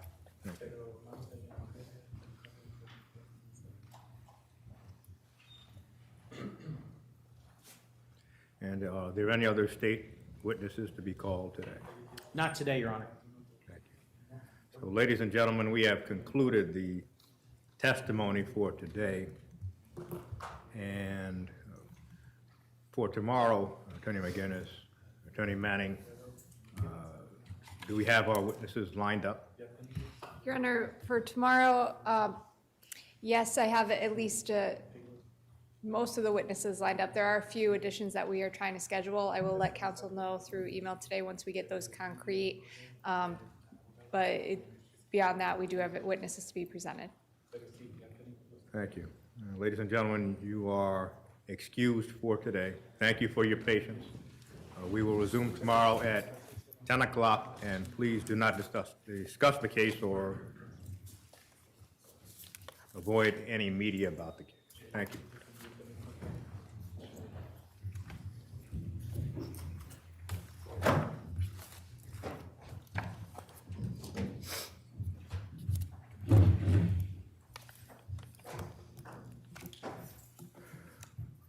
Stand adjourned. All rise.